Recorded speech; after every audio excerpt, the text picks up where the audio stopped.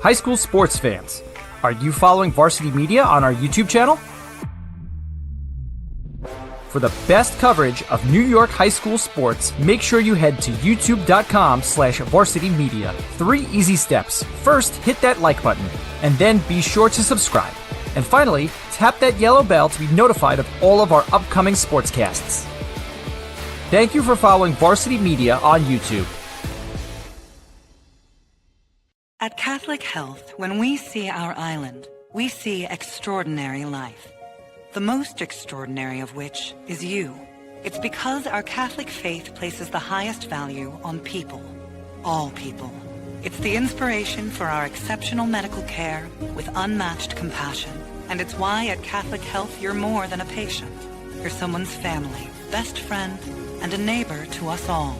Long live Long Island. Hey Mom and Dad, how about a personalized hype video of your athlete produced by Varsity Media?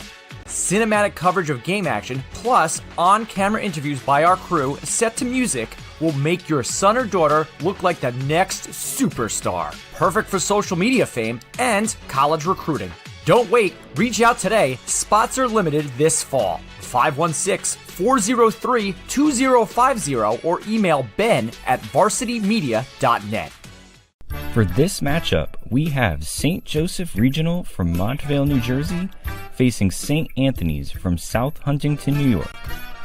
St. Joseph Regional opened in 1962, and their athletics teams have earned 179 league, county, and state titles since 1967. The Devin and Jason McCourty brothers, who won a combined 4 NFL Super Bowls, are alumni, and their mascot is the Green Knight. St. Anthony's opened in 1933, and their athletics teams have earned over 170 state championships. Former NHL hockey player and 2-time Stanley Cup champion Rob Scudery is an alumni of the school, and their mascot is the Friar.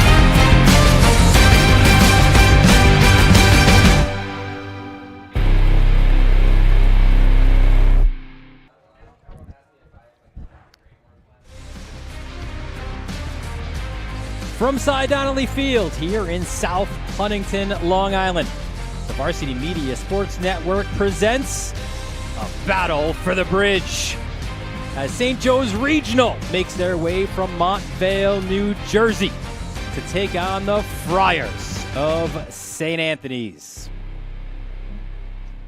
Today's battle for the bridge showdown presented by Catholic Health as well as Speed Island. Well, a pleasant good afternoon, everyone. Dylan Butler alongside Pat Godfrey for this battle for the bridge. And we saw it last year. Listen, out at Rutgers, some incredible games, right? A great chance, especially on the New York side of the bridge, to get some bragging rights. Absolutely. You know, historically, the Big North in New Jersey has been the preeminent conference in all of Northeastern football. But recently, the New York Catholic League has been on the rise. Star power galore, especially here at St. Anthony's. So a great opportunity for the Friars to really showcase all that New York football is about and win this battle of the bridge. Let's take a look at some of those battle for the bridge matchups here this afternoon. We already had one last night. What a win for Cardinal Hayes over at Columbia. A last-second win over Pope John, and you see there as well. In addition to this one, also on the Varsity Media Sports Network, it is Chaminade and Paramus Catholic. DePaul heads up to White Plains to take on Stepinac.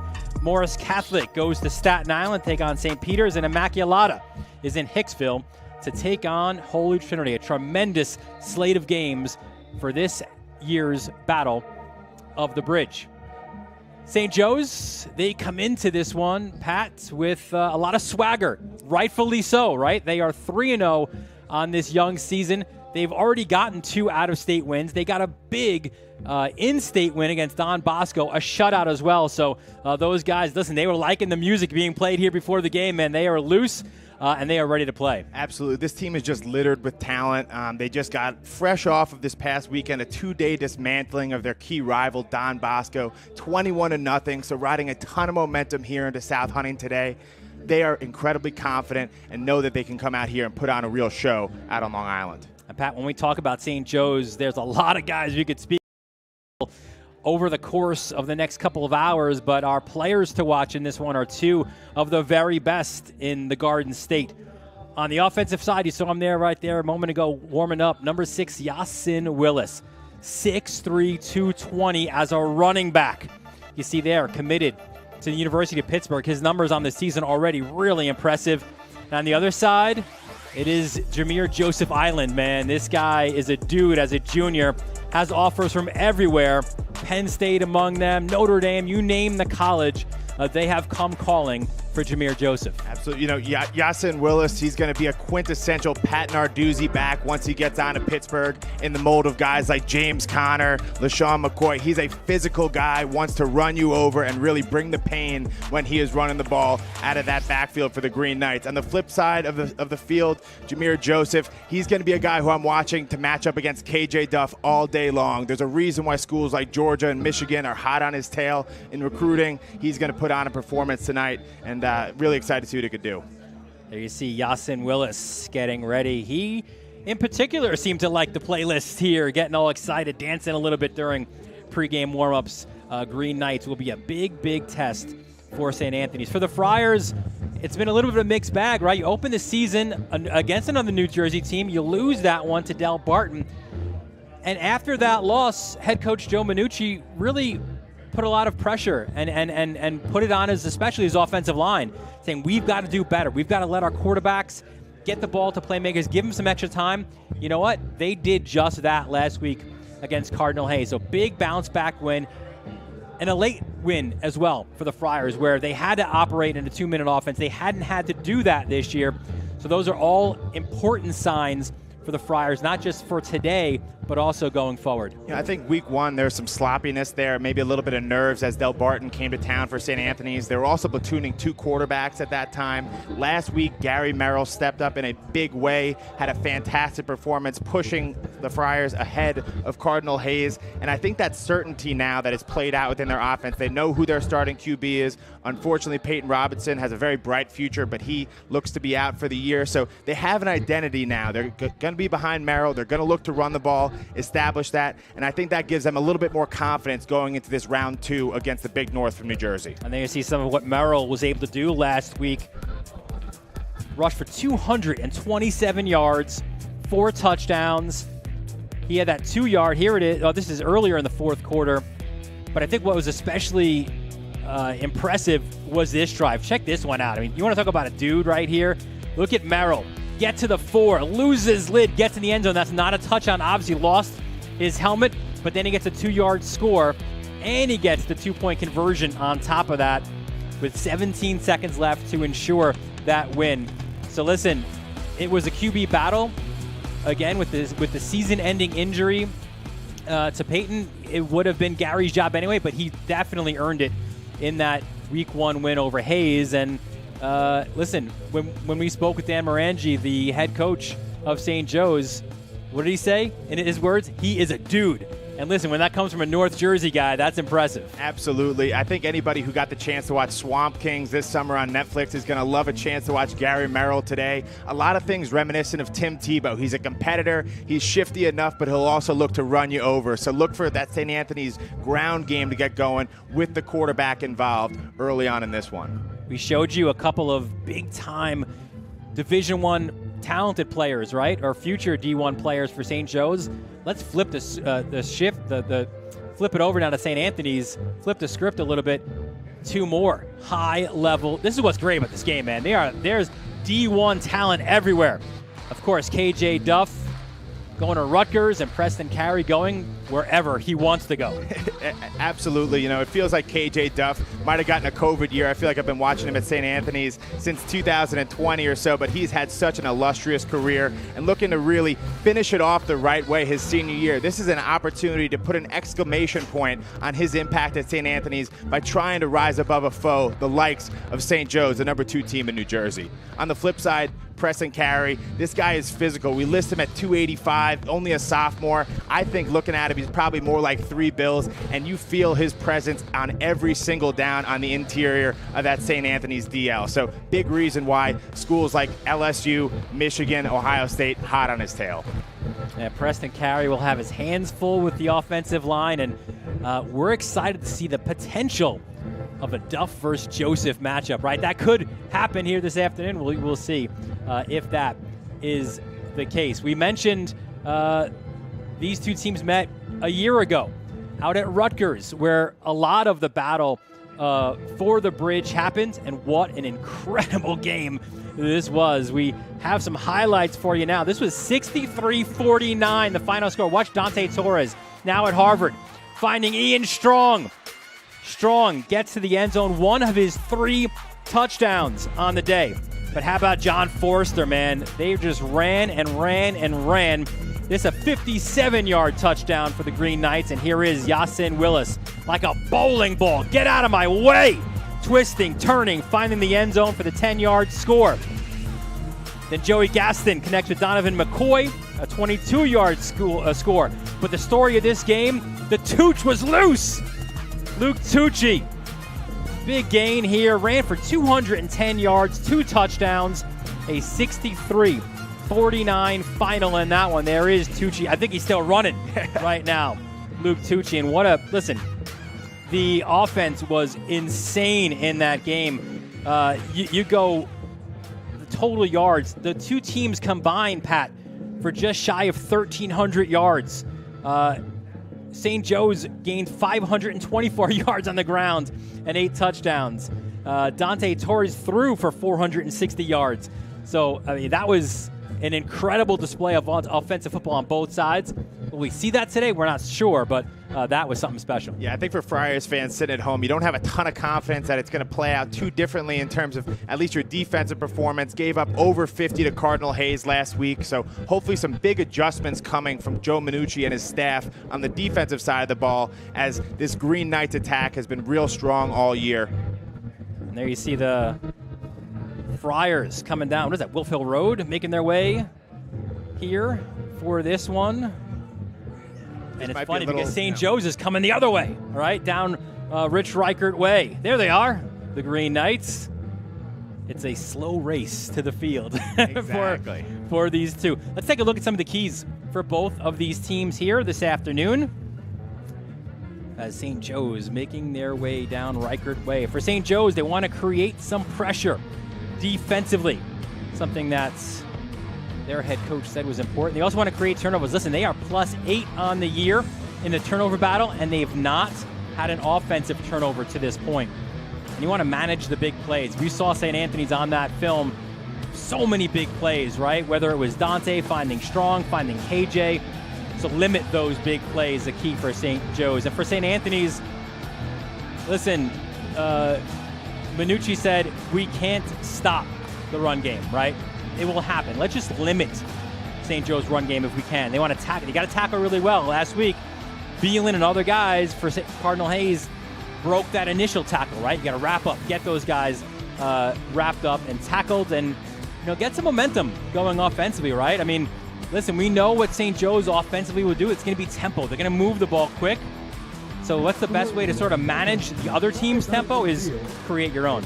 I think the biggest challenge that I have this week for St. Anthony's is just all around belief. You have a big North team, the number 2 team in all New Jersey, coming to side Donnelly Field. Do you believe that you can truly hang this year with the best of the best in high school football on a national scale? I remember back in college, you used to get a little nervous as an ACC school when an SEC team would show up with that big logo on their chest. But once you realize those guys put their pants on one leg at a time, it's just football. So that's what I challenge St. Anthony's to do. Go out there, hit, play fast, see what happens, and see if you can shock the world. It is St. Joe's Regional. It is St. Anthony's. It's a battle for the bridge, and it's all next right here on the Varsity Media Sports Network.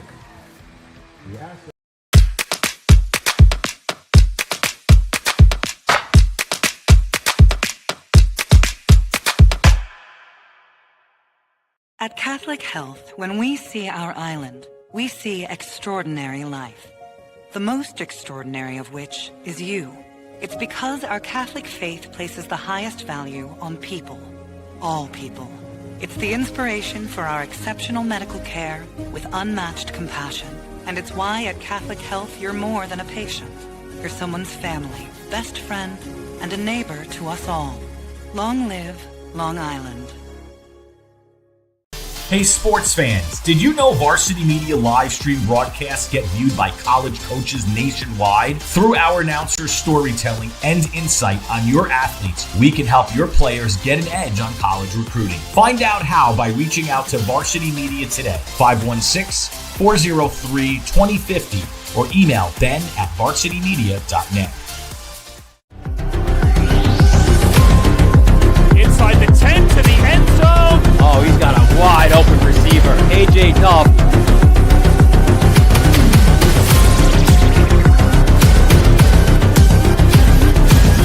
Get out of the way! Dante Torres! The end zone. Touchdown. 10-5 touchdown. Varsity Media is the most beloved high school sports network in New York, but don't take it from us. I like our Varsity Media. I'm able to watch the game on YouTube after, and then commentators, all the highlights. It's cool to see myself almost on TV. I like how Varsity Media is so professional. What I love about Varsity Media is hearing Coach Hungerford announce games. Mr. Rooney's my favorite.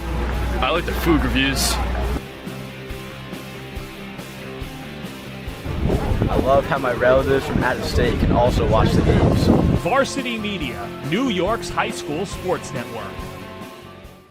Hey mom and dad, how about a personalized hype video of your athlete produced by Varsity Media? Cinematic coverage of game action, plus on-camera interviews by our crew set to music will make your son or daughter look like the next superstar. Perfect for social media fame and college recruiting. Don't wait, reach out today. Spots are limited this fall. 516-403-2050 or email ben@varsitymedia.net.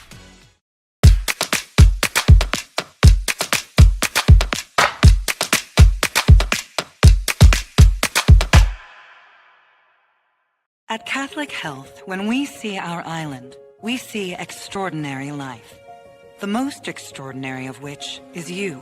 It's because our Catholic faith places the highest value on people. All people. It's the inspiration for our exceptional medical care with unmatched compassion. And it's why at Catholic Health you're more than a patient. You're someone's family, best friend, and a neighbor to us all. Long live Long Island. Hey sports fans, did you know Varsity Media live stream broadcasts get viewed by college coaches nationwide? Through our announcers' storytelling and insight on your athletes, we can help your players get an edge on college recruiting. Find out how by reaching out to Varsity Media today, 516-403-2050, or email ben@varsitymedia.net.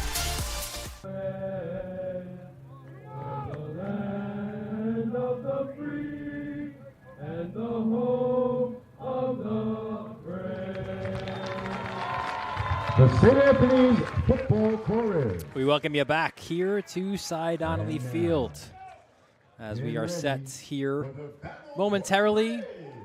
Pat Godfrey for this opening kickoff of one of the more anticipated battles for the bridge, certainly, and it is a different St. Joe's team than it was a year ago, right? A year ago, they were a younger team, took a lot of lumps, and of course, in a black and blue Big North out there in New Jersey. 6-5 a year ago were the Green Knights, losing to Seton Hall Prep in the non-public A quarterfinals after a win over Paul VI in the first round.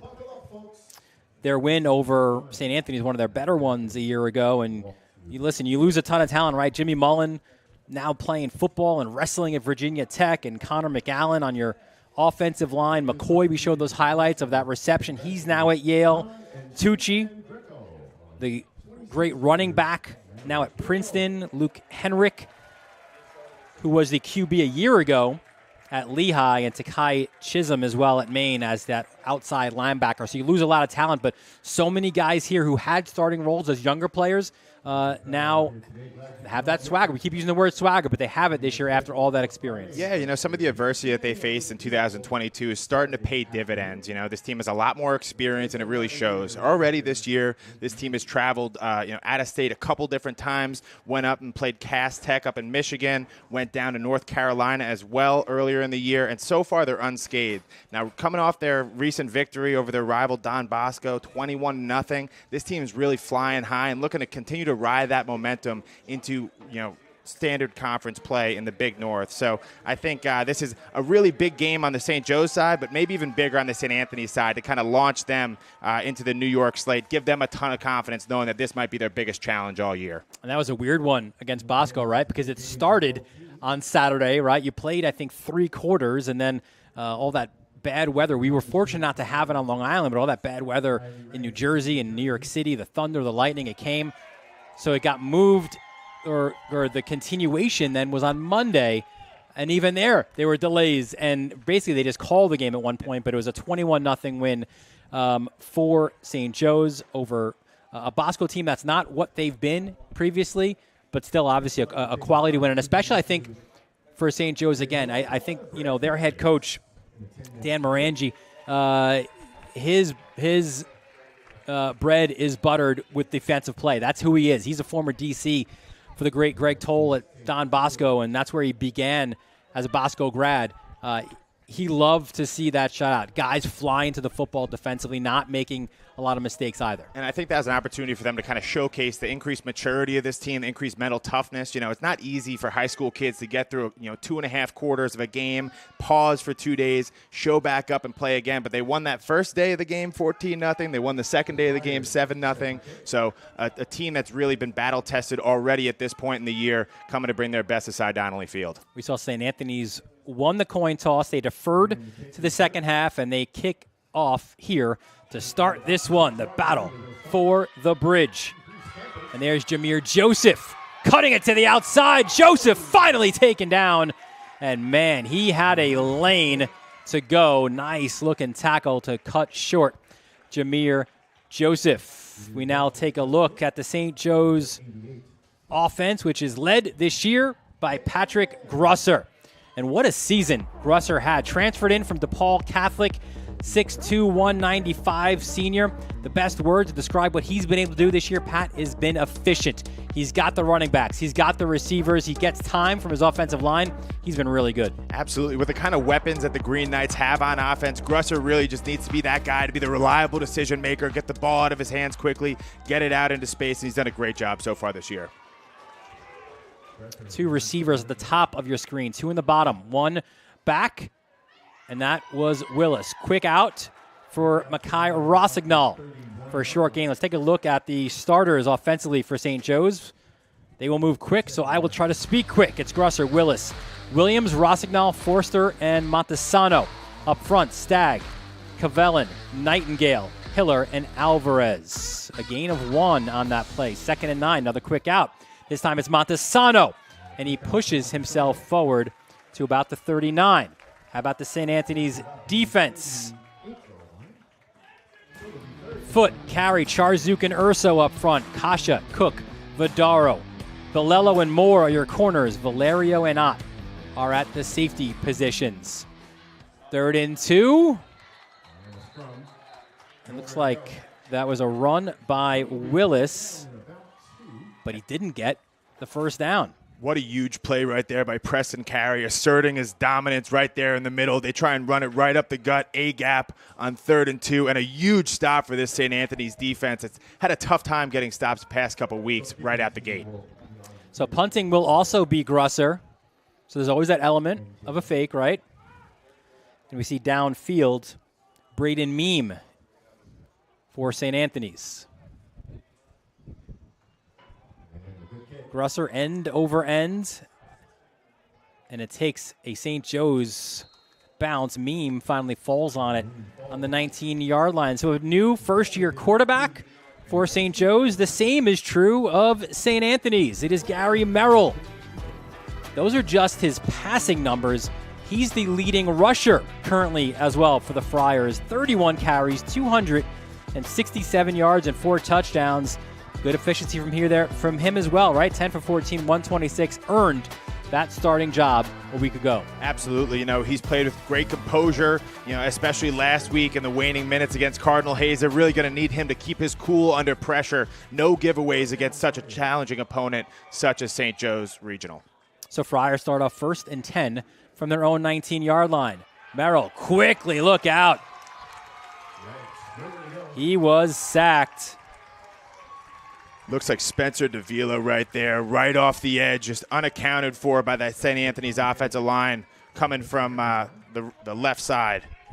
And what a big play to start off things for that Green Knights defense. Yeah, Davila has been critical to St. Joe's success early on, a guy who just makes plays all over the place, plays in a lot of open space. He gives the Green Knights that added dimension that they didn't have defensively a year ago. So a loss of 6 on first down brings up a 2nd and 16 for the Friars. Fake handoff. Merrill nearly lost it. Spins. And there you see the defense as well getting a piece of Merrill. Let's take a look at the offensive starters right now for St. Anthony's. In addition to Merrill, it's Alfaro, Duff, Mengi, Russo, and Meme up front. McGregor, McNaughton, Dowling, Burke, and Novelli.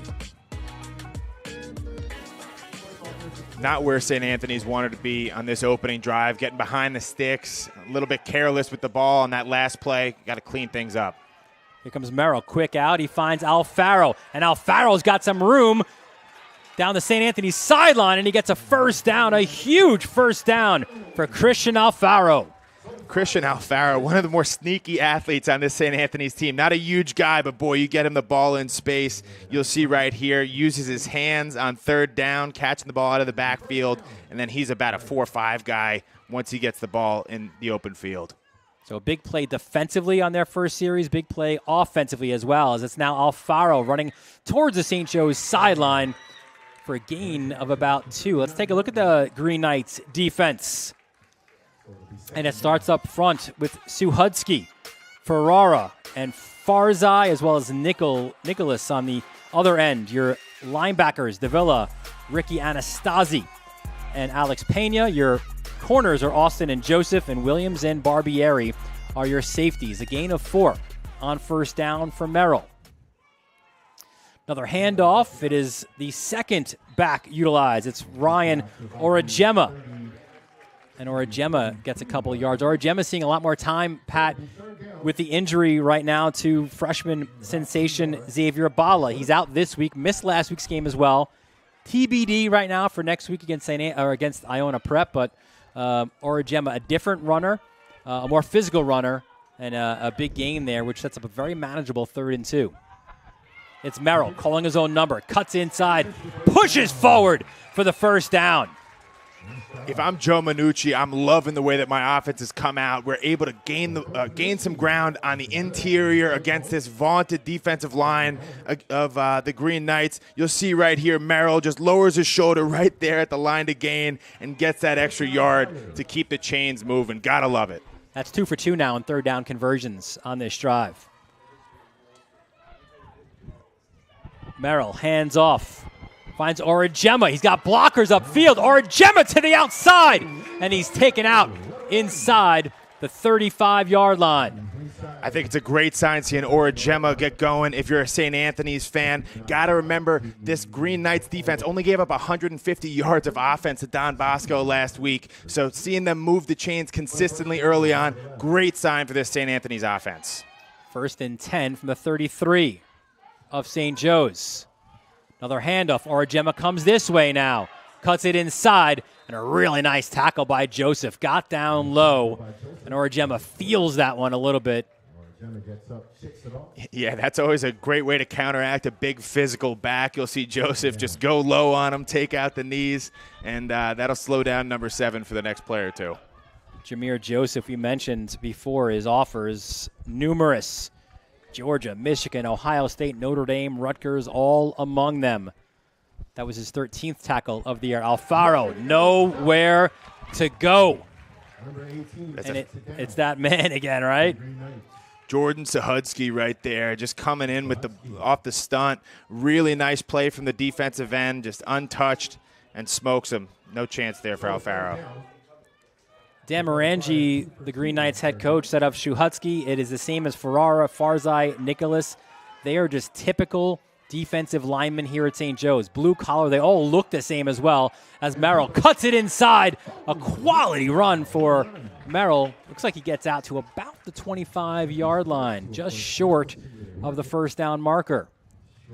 That was a big play right there because St. Anthony's was in kind of that weird space around the 30 where you're not going to kick a field goal, you're not going to look to punt. All of a sudden, with that run, you're into a 4th and manageable, and Joe Minucci keeping his offense out on the field. At the bottom of your screen, there's that matchup we were talking about, Duff versus Joseph. 4th and 2 here for St. Anthony's. Merrill breaks a tackle, turns inside. He knows exactly what he needs. Merrill spun and got the first down. A third conversion, first 4th down conversion now on this drive for St. Anthony's. You know, and talking to Dan Morangi going into this week, he was raving about how his defense was flying around and making tackles, but you see another missed tackle right there. Difficulty getting off the field, and this beautiful drive for St. Anthony's continues. And it's now in the red zone. 1st and 10 from the 20-yard line for St. Anthony's, a drive that started back on their own 19.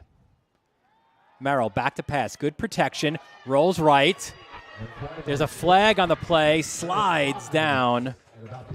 And let's see if this one's going to come back for the Friars. Looked like a holding on number 62, CJ Novelli there. You'll see he kind of wraps down and tackles the defensive end on the edge. Can't do it, unfortunately. So the officials will talk this one over. Again, spot foul in high school football. So we'll see how far this will back St. Anthony's up. Here's the official call. There is the hold that we mentioned. And that's one thing you really got to avoid if you're St. Anthony's. You know, you're having a lot of success gaining yardage incrementally on the ground right now. A lot tougher to do that once you get behind the chains. And there's a lot of pointing going on. And it, like, where was the hold, right? And actually, oh, they're going the other way. So holding on the defense. And this was sets up a 1st and goal for the Friars. Apologies. Sorry, CJ. Yeah. Sorry, CJ. I think you got away with one right there, brother. You got a little lucky, but we'll see if St. Anthony's can capitalize on the good fortune now moving into 1st and goal territory. 1st and goal from the 7-yard line.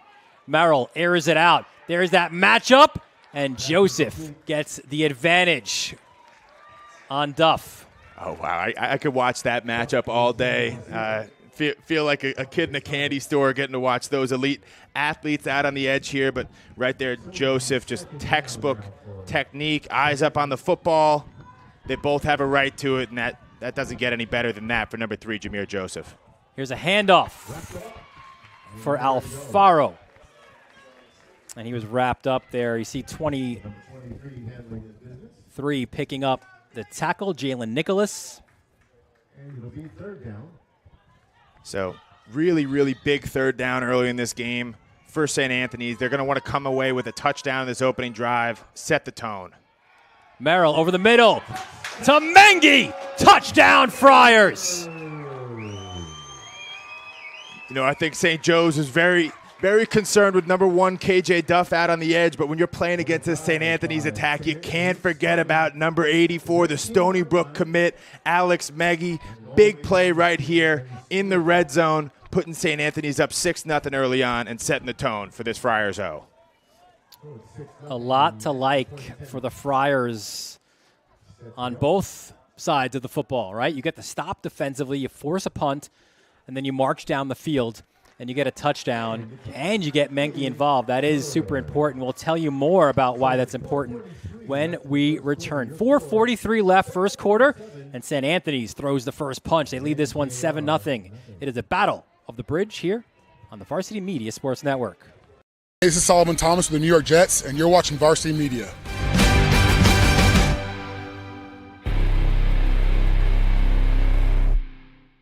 At Catholic Health, when we see our island, we see extraordinary life. The most extraordinary of which is you. It's because our Catholic faith places the highest value on people. All people. It's the inspiration for our exceptional medical care with unmatched compassion.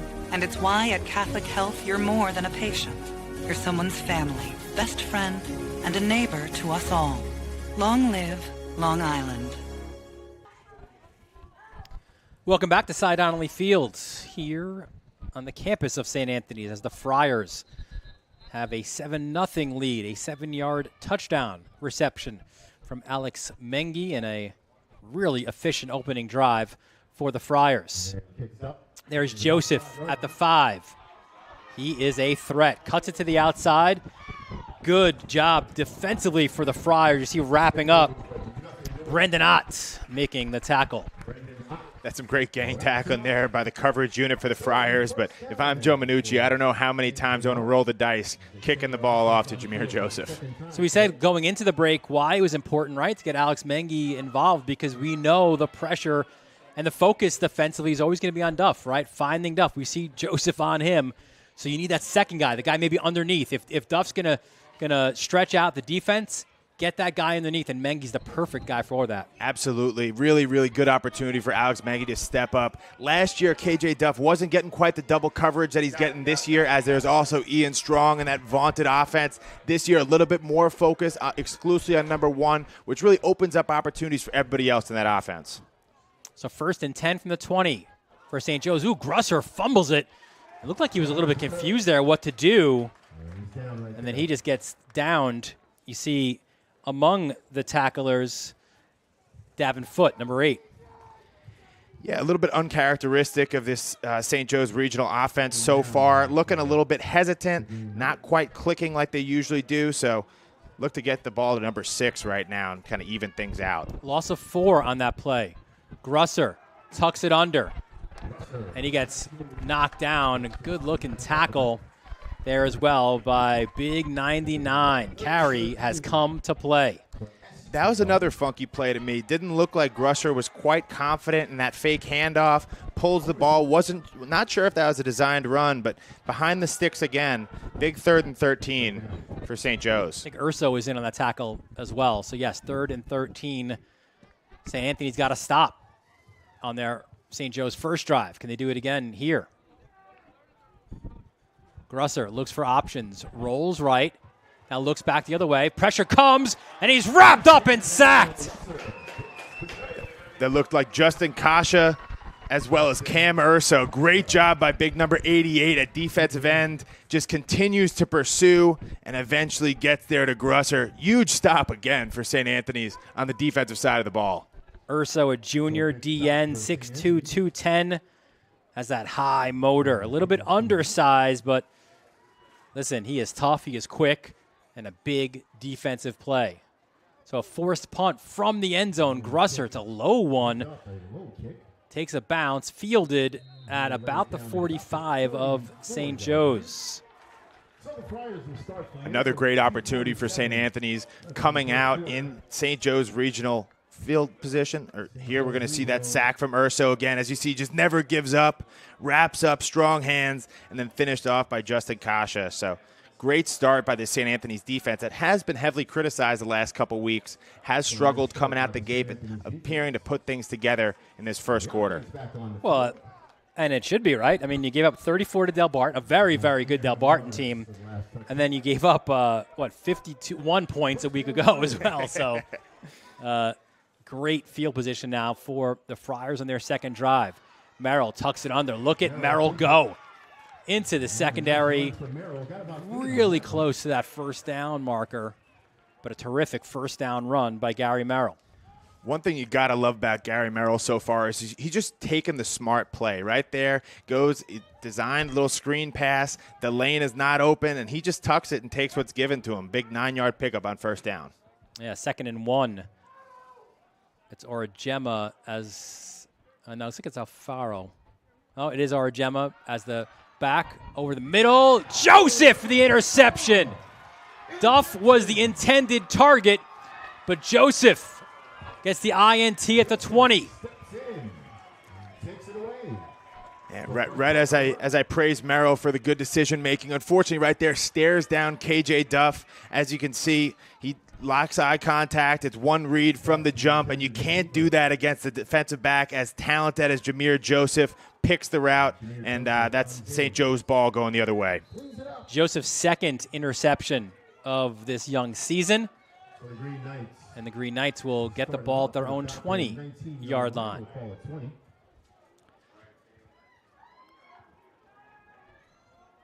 And listen, if the passing game isn't going well, that's what you do. You hand the ball off.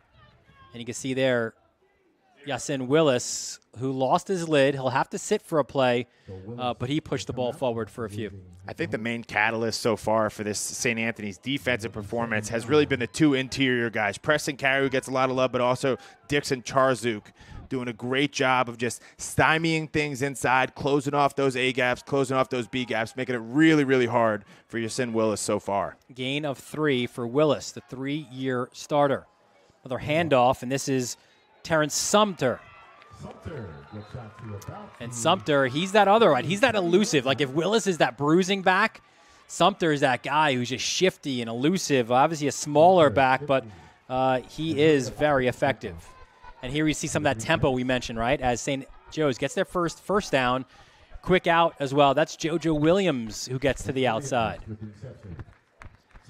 St. Joe's continuing to push the pace. That's something that only works, though, when you're able to continually move the ball. So as they're starting to get a little bit of offensive rhythm, we'll see if this pace starts to become a factor. Look at Williams, a little bit limp now as he leaves the game. Williams, a guy who's got BC, UConn, Liberty, Minnesota, and Maryland offers. Grusser tucks it under, chased down from behind, and he's tackled at about the 43. That is 44. Sam Cook with the tackle. Grusser seeming to settle in a little bit on this drive. Inside the final minute, as again, you see that tempo here for St. Joe's. They do it especially on the moving of chains, it seems like, as Grusser has some options. Finds number 2, Makai Rossignol. But great gang tackling by the Friars. Cook was the last one in, but you saw Justin Kasha there as well. Yeah, really nice strong hands there by Justin Kasha. You see he had about one hand on him spinning around, but avoiding missed tackles is going to continue to be key for St. Anthony's. Got to wrap up an open space with the kind of athleticism presented by St. Joe's Regional. Likely the last play here of the first quarter. And Yasin Willis gets into the secondary, gets into Friars territory to move the chains again. Willis is starting to hum a little bit. The big back at 6'3", 220. Likes to get his weight going north-south. There will be one more play at least. As Grusser faked the handoff. Willis now his blocker upfield. Grusser cuts to the outside, breaks a tackle there as well, and then he dances out of bounds at the 31. Missed opportunity there for St. Anthony's to get the sack, wrapping up early. You see Grusser, what makes him so dynamic, not only his ability to throw, but also extend things with his legs. So 0.7 seconds. This, I can safely now say, will be the last play of this quarter. It is Willis getting to the outside. Whoa, look at the physicality. That was a Mack truck coming in at Kevin Moore. Looks like there's a flag there on the play, a little bit of extracurricular activity. Willis is a guy who plays with a lot of passion. He made sure to let number 24 for St. Anthony's know he was coming. Yeah, Moore, though, stood his grounds. And you mentioned flag, so we'll stay here to see what this infraction was. But Willis brings that physicality, man. He's built like a linebacker, a next-level linebacker, coming at you downhill the way he runs. Here we go. Dead ball, personal foul on St. Joe's.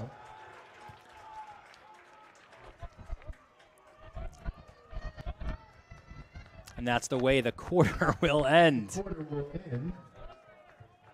So St. Joe's coming to Montvale with the swagger, but it's the Friars who have put up the first points of this game. They lead this one 7-0. It's the battle for the bridge all right here on the Varsity Media Sports Network.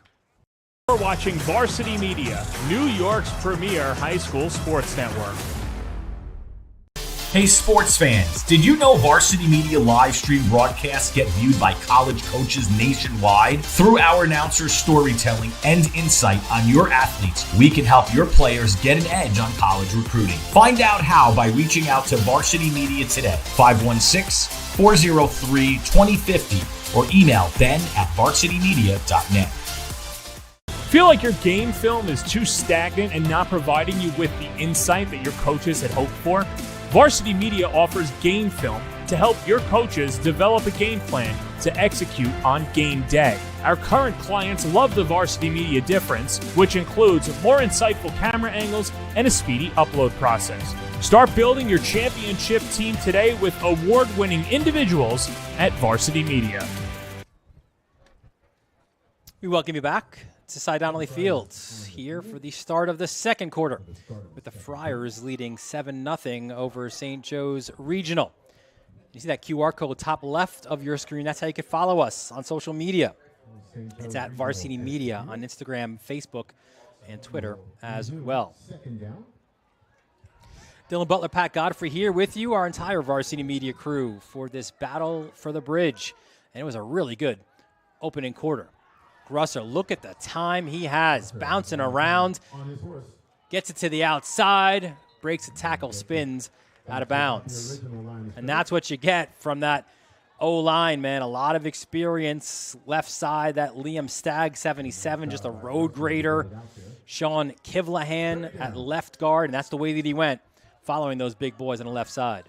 Yeah, doing a really nice job here on this third drive for St. Joe's. Starting to establish a run game that's opening up things for Grusher as well. And there goes Willis trying to push forward, but he will be short of the first down marker.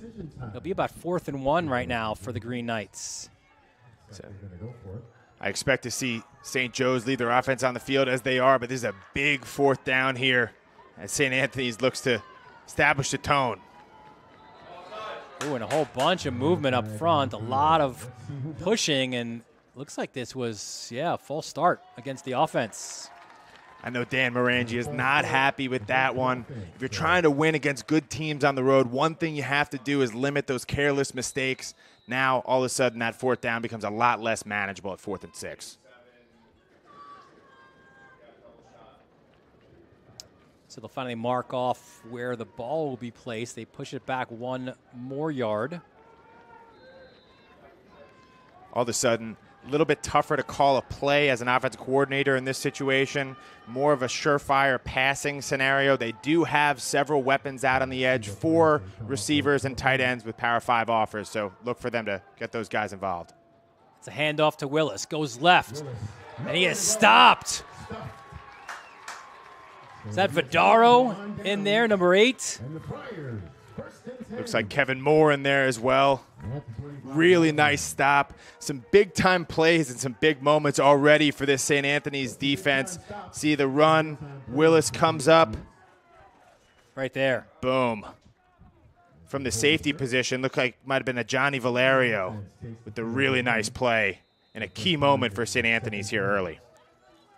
Second big stop for the Friars defense. And this comes, Pat, too, after the interception, right? The turnover. So St. Joe's unable to capitalize.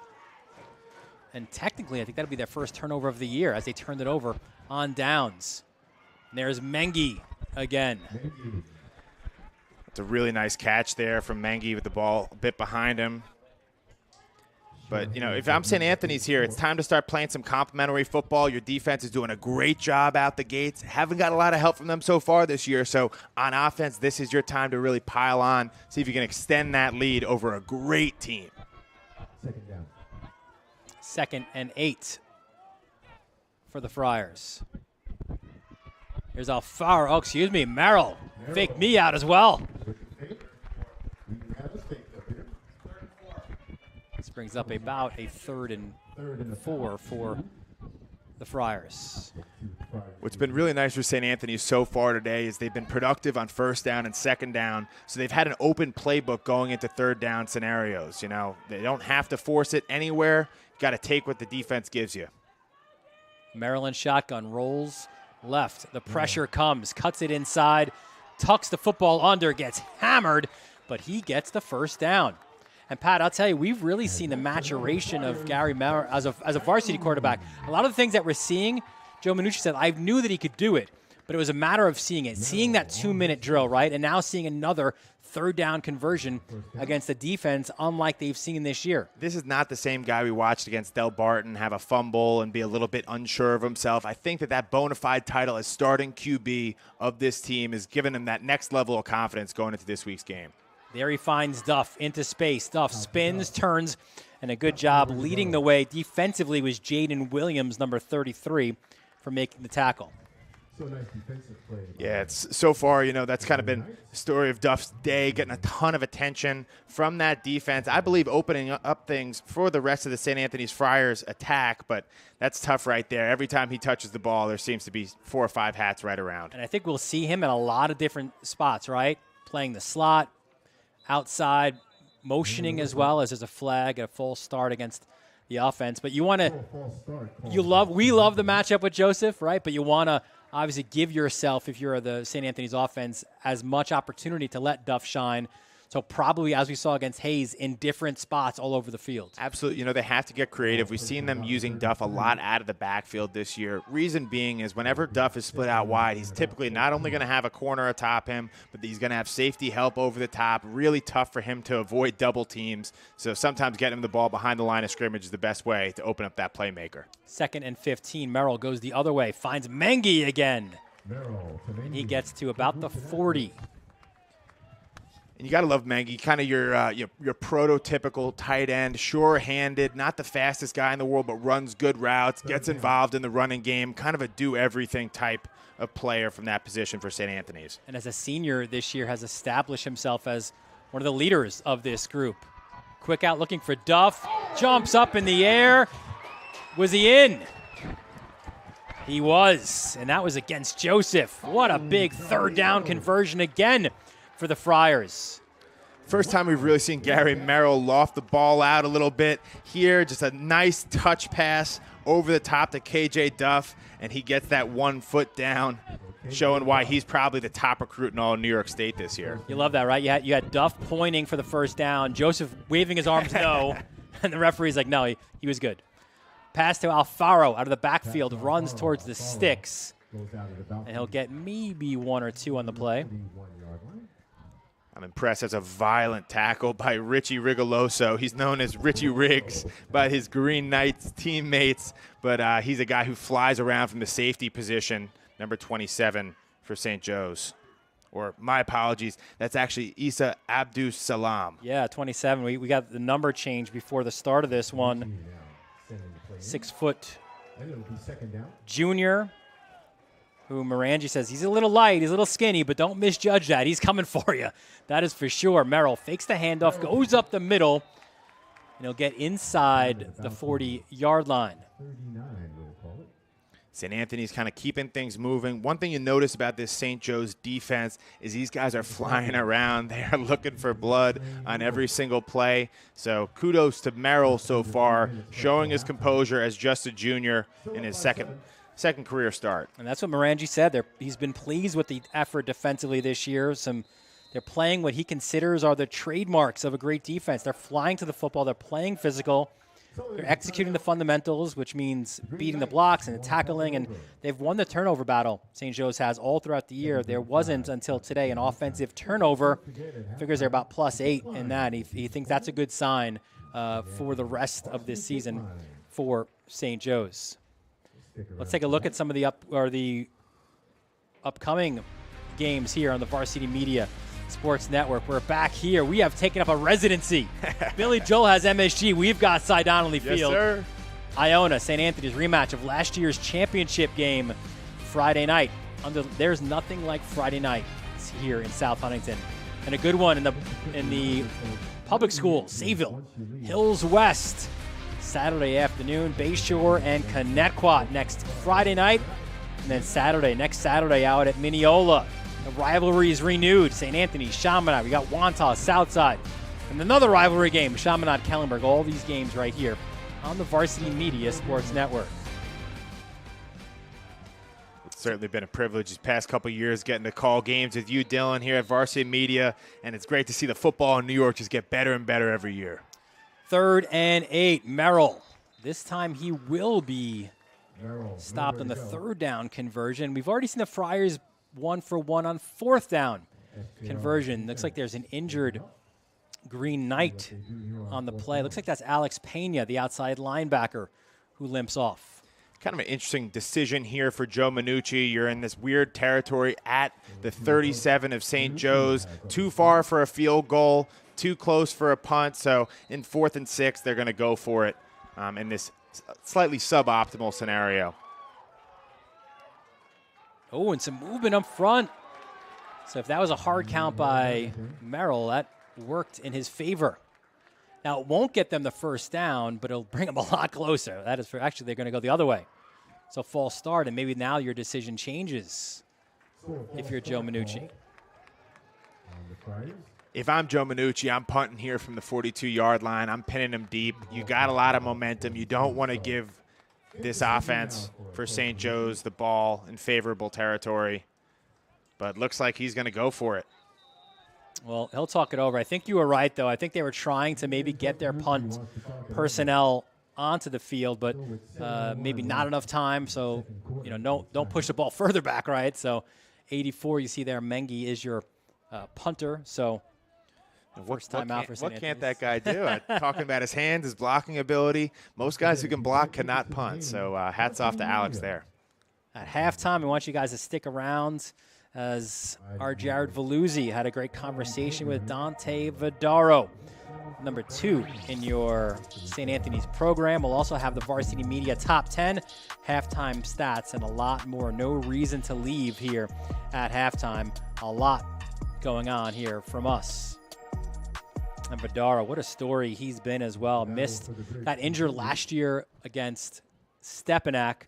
And then missed his entire, he's a lacrosse commit. He missed his entire junior season of lacrosse because of it.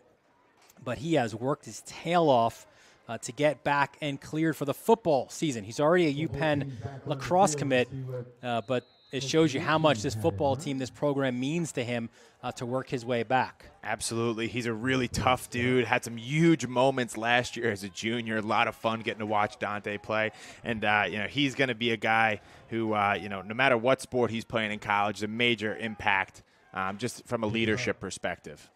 Mengi gets the punt off. Williams was the one deep, but it doesn't get to him. It's downed at about the 14-yard line, which is where the Green Knights will look to finally get on the board. Man, they have put up points in huge numbers. 49 in wins over Christ School from North Carolina, 49 against Cass Tech, 21 in that kind of abbreviated win over Bosco. But so far, they have met their match in this first half. The St. Anthony's defense has raised their level. What shocked me so far has been the limited involvement of the wide receiver group from St. Joe's so far. JoJo Williams, Makai Rossignol, John Forster, all guys who hold Power 5 offers who haven't gotten too involved so far in this game. So look for Patrick Grusser to start targeting those threats out on the edge. And this time he goes to Willis, who gets to the outside. Willis, a guy, when he rushes the football, he's looking to do damage. He's looking to impose his will on people. A little bit more explosive this year as a senior, a little bit better in the open field as well, and able to do some things as a receiver out of the backfield. Ooh, jumping the route, nearly an INT, was Kevin Moore. Good-looking sophomore is Kevin Moore. We've been calling Kevin Moore's name all day. He had a nice collision earlier with Yasin Willis, but, yeah, really nice coverage there, and lucky for Grusser that one wasn't picked off. And suddenly we've got a 3rd and 5. And it's from the 19-yard line of the Green Knights. Grusser, back to pass. Look out. Pressure comes his way. It's Vidaro chasing him down. Throws it, but he bounces that pass. Great pressure put on by Vidaro. Yeah, you see the athleticism of Vidaro there coming off the edge. And even though he's not able to get there for the sack, forces the errant throw from Grusser, who throws across his body. And you really can't ask for a better defensive performance than what you've seen so far from St. Anthony's. Here's Vidaro coming in hot, and no time for Grusser to set his feet. Great job by the St. Anthony's D getting back off the field. Yeah, he bounced it to Nate Bailey. So Meme is deep to receive for St. Anthony's. Grusser gets the punt off. They'll take a bounce at about the 49, and it'll be finally downed, it looks like, from the St. Anthony's 41-yard line. So another opportunity, Pat, now in the final 6.5 minutes of this first half for the Friars maybe to tack on some more points. Yeah, I think if you're St. Anthony's, you feel really great about the way you've played so far. I think you've outplayed St. Joe's Regional to this point. Only a 7-point lead so far, but I think if you can take away some points on this drive, all of a sudden you feel amazing heading into the locker room, knowing that you're going to get the ball again with a chance to go out there and really start off the second half in a special way. So another big opportunity here for Gary Merrill to get some distance from this St. Joe's Regional team. Not toilet paper, no. Merrill hands off. Alfaro breaks the first tackle, and he's finally pulled down from behind by Spencer Davila. Christian Alfaro, he might only be 5'8", $160, but don't tell that to him as he's breaking tackles, running up the gut. Really nice play there by the speedster. Yeah, he has that speed. He's tough, slippery, hard to bring down. An undersized running back, certainly, but has done a solid job thus far for the Friars. Merrill fakes, rolls out to his right, dumps it off. What a smart play there, finding Mengi. You can't really teach this from Gary Merrill. The finesse. He's sitting there, get a couple pump fakes, waits, and finally baits the defender, dumps it over the top to move the chains as well. You'll see right here. And just impressive how the junior is able to throw the ball while on the move. That's almost like a little point guard right there with the draw and dish. Very nice stuff. His lax background may be coming into play there. He had big Vin Ferrara chasing him down, number 91. So fresh set of downs. Another handoff. Alfaro looks for the hole, and he cuts inside, gets a few. Really nice job on this play by Jordan Sahudsky, number 18 defensive end for St. Joe's. He doesn't make the tackle, but he sets a really strong edge, blows things up, and limits that gain to only a couple yards. Yeah, Sahudsky is willing to mix it up, get down and dirty. And you're going to have to do a lot to break him and the other D linemen down, just lunch pail, blue-collar dudes. Here comes Merrill over the middle, finds a wide open Mengi. And Mengi to the 10, pulled down from Joseph, just shy of the end zone. Down at about the 1-yard line. Oh, no. Mengi a little bit slow to get up here. Looks like he's grabbing his leg, but boy, what a play. You'll see Gary Merrill stepping up in the pocket, about to get hit, somehow gets his ball off, and Mengi does the rest. Just short of bringing it in for the touchdown, and let's hope the big fella's okay as he appeared to get twisted up a little bit going down.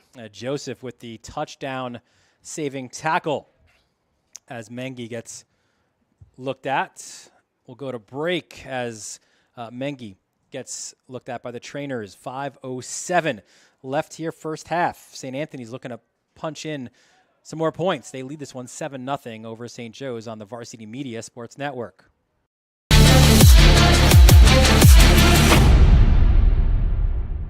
Hey Mom and Dad, how about a personalized hype video of your athlete produced by Varsity Media? Cinematic coverage of game action, plus on-camera interviews by our crew set to music will make your son or daughter look like the next superstar. Perfect for social media fame and college recruiting. Don't wait, reach out today. Spots are limited this fall. 516-403-2050 or email ben@varsitymedia.net. Varsity Media offers live streaming services for any sport. With human beings behind the camera, you can expect the proper coverage angles during each game. We offer customizable options such as live scoreboard, multiple cameras, instant replay, graphics, and even announcers. Find out how you can save $100 off a live stream package with Varsity Media by calling 516-403-2050 or email ben@varsitymedia.com. First and goal from the 1. Merrill high steps it in, and he gets a touchdown for the Friars. Yeah, that was quick. This St. Anthony's team and sideline lost a little bit of life seeing one of their core leaders, Alex Meggie, limping off the field after that incredible play that set up the touchdown. But here, Gary Merrill powers in, finishes it off. Really nice job. Got some lead blocking there from Matt McGregor, Ryan McNaughton, and that left side of the offensive line for St. Anthony's. Yeah, McGregor, the left tackle, was the 6th guy a year ago. Now he's one of the bigger, more athletic players on this team. So now the PAT for the Friars is blocked. So it's a 13-0 lead for St. Anthony's with 4:52 left. But, yeah, now the question a little bit is about Mengi, right? And you already suffered an injury offensively a week ago where Peyton Robinson, and there you see Mengi going to the sideline, looked like he was feeling his knee a little bit. But Robinson last week on that touchdown pass to Duff, unfortunately fractured his tibia. He's out for the remainder of the regular season. And now Mengi, your great 1-2 punch with Duff receiving the football. We saw there that he was pulled down, but you can ill afford to lose him as well. We spoke earlier about how, Alex Meggie is kind of the heartbeat of this St. Anthony's team. He's an incredible leader. He does so many things both on and off the field in this Friar program. So our hearts go out to him. Hope that he's okay. And I'm sure this is going to be an inspired Friar squad continuing on with their leader for the second half. So St. Anthony's 13-0 lead over St. Joe's Regional from Montvale, the number 2 ranked team in New Jersey by NJ.com, right behind the Crusaders of Bergen Catholic. Those two teams on a collision course for later this season. There's a kick fielded by Nate Bailey. And Bailey gets past the 30, and he's pushed backwards as St. Joe's Regional will look to get an offense that has rolled this year kick-started here maybe in the final 4 minutes of the first half. Yeah, as I mentioned earlier, so many of their big weapons, guys like JoJo Williams, guys like Brady Schust, just quiet so far today. They really have been struggling to get Yasin Willis going. So I think this is a really key drive to finish off this first half for St. Joe's Regional to not only get some points on the board, but also start to establish a little bit of momentum and a little bit of rhythm on the offensive side of the ball. You saw 7 there. Bailey come back in after the kick, and there's Willis pushing forward. Gets to the 39. And Willis is one of those kinds of backs that just wears on you as the game goes on. So St. Anthony's going to continue to have to wrap up going up against that guy, gang tackle, because he'll only break more and more tackles as he wears out a defense. Pushes forward again. Looks like he was a few different tacklers there for the Friars. Brings up a 3rd and short for the Green Knights. Willis again gets the secondary.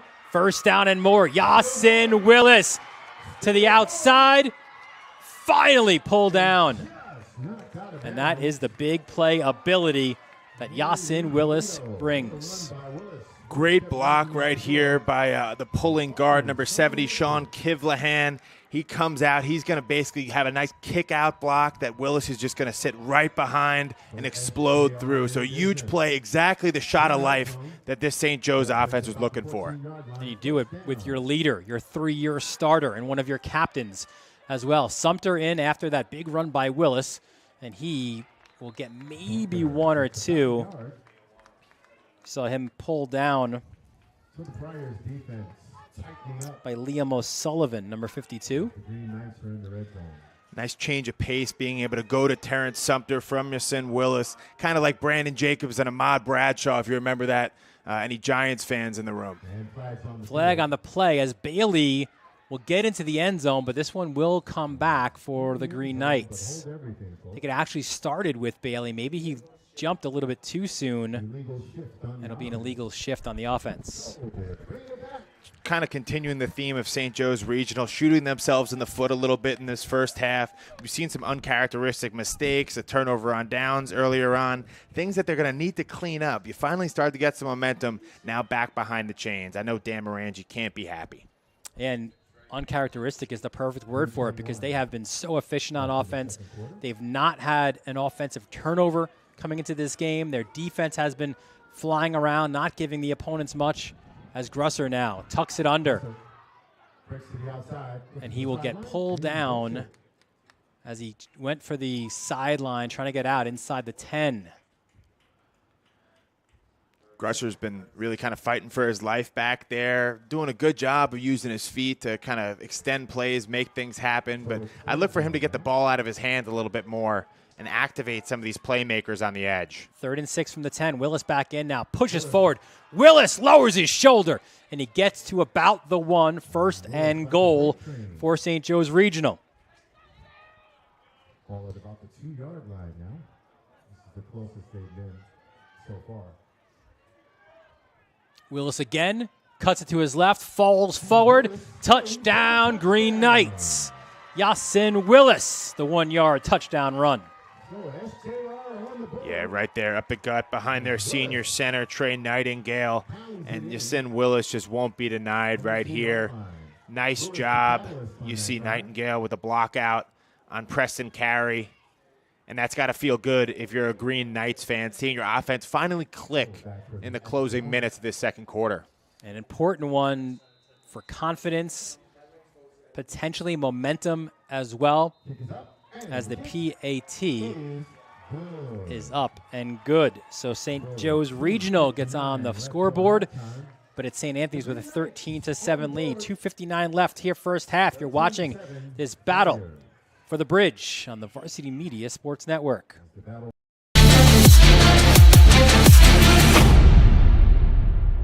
Feel like your game film is too stagnant and not providing you with the insight that your coaches had hoped for?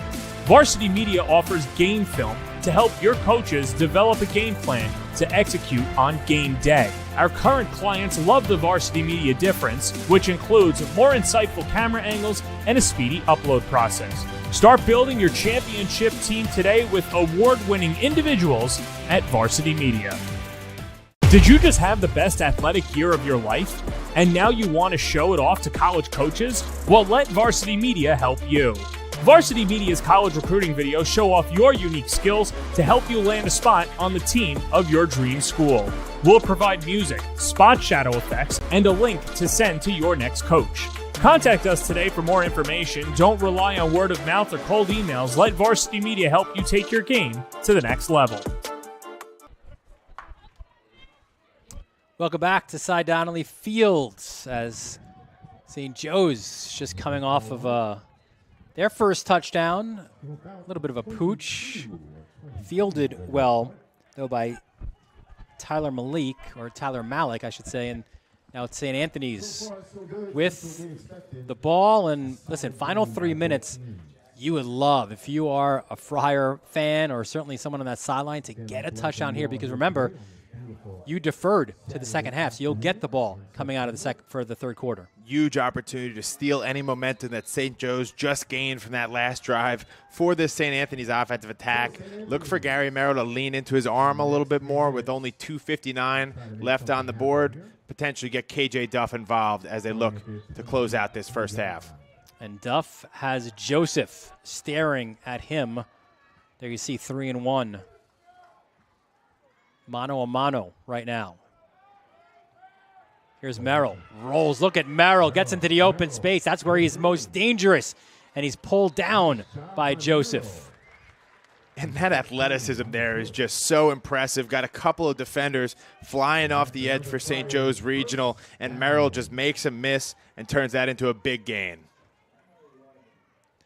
Looks like number 10, Spencer Davila, who's such a fast guy out there on defense for the Green Knights, and unable to wrap up the shifty quarterback for the Friars. So 1st and 10 now from the 37-yard line.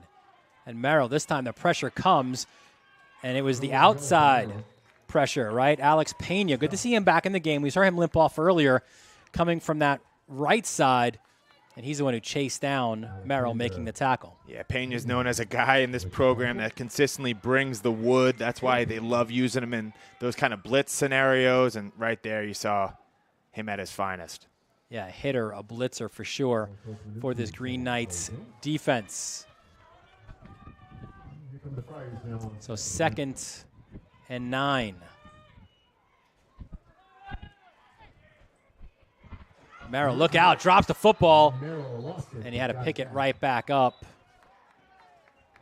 Nearly disaster there, but it will be a 4th down, and considering the time and where you are on the, or excuse me, 3rd down, timeout for St. Joe's.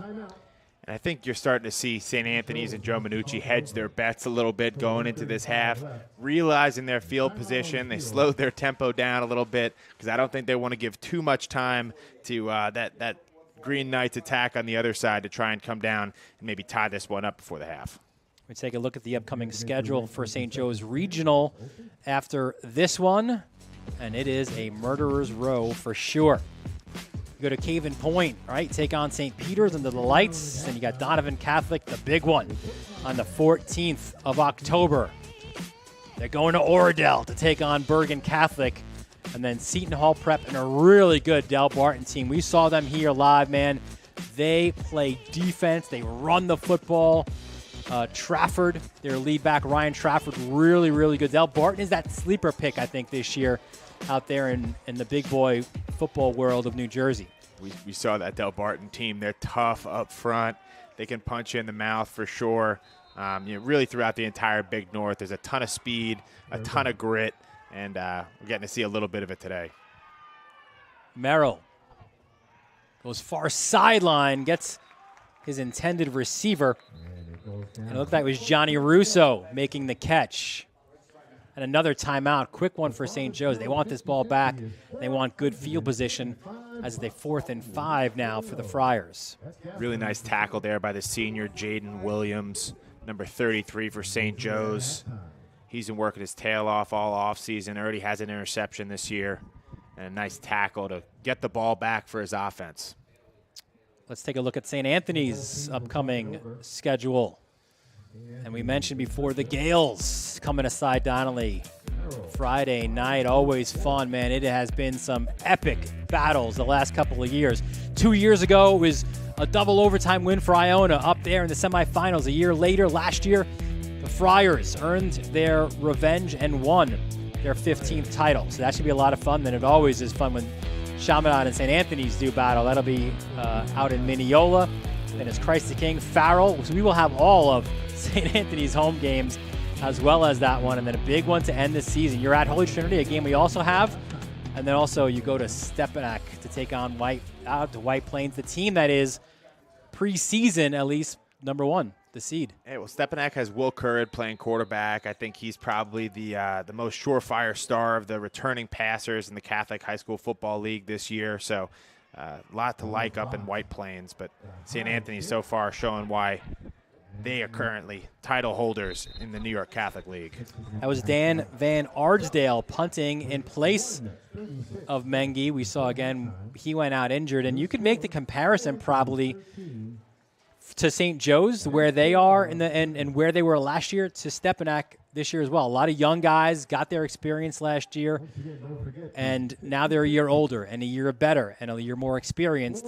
And that's why the Crusaders up in Stepanak are considered to be the favorite. But again, it's not as top-heavy as it was last year, the Catholic Football League. You still have Iona, you still have St. Anthony's, but then you got like Chaminade, you got a Farrell team. So there's a lot of different teams there as well. And Chris Hardart right now is saying, how come he didn't mention the Titans of Holy Trinity, who are undefeated at this point? Here comes Yasin Willis. Willis again. It's like, well, Cook was the secondary tackler. Looked like might have been big number 99, Preston Carey, in there again. And we got the 2-minute offense here. You got trips right for Grusser. Back to pass. Over the middle. Finds his intended target. It's Jimmy Montesano. And Montesano gets the first down. Montesano, just a consistent guy within this offense, steps up in a big way right there over the middle. There's the out to Willis, cuts it inside, and he's taken down outside the 31-yard line. We didn't mention Montesano before. That flex, H-back.